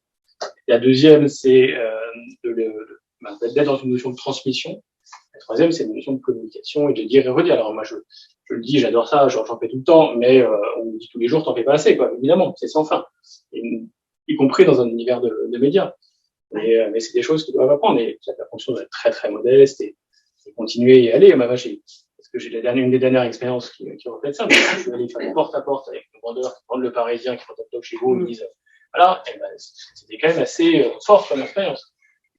à la fois pour faire cette vente-là, à la fois pour voir comment ça se déroulait concrètement et qui ouvrait la porte, et puis la passion qu'avait le jeune qui était là avec moi et qui m'apprenait son métier, quoi. Mais tout en m'ayant dit, c'est un peu plus compliqué quand il y a un RH avec moi, bah, c'est bon. Mais je dirais que comme vous le disiez tout à l'heure pour le management, je pense que la RH, c'est un vrai métier. Dans sa manière de se transformer aujourd'hui, je pense que c'est vrai.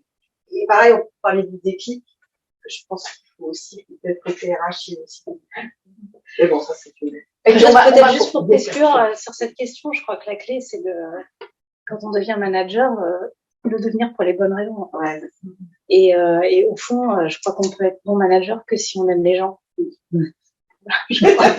Pour ceux qui sont, il n'y a pas j'ai pensé très bien. Merci à tous.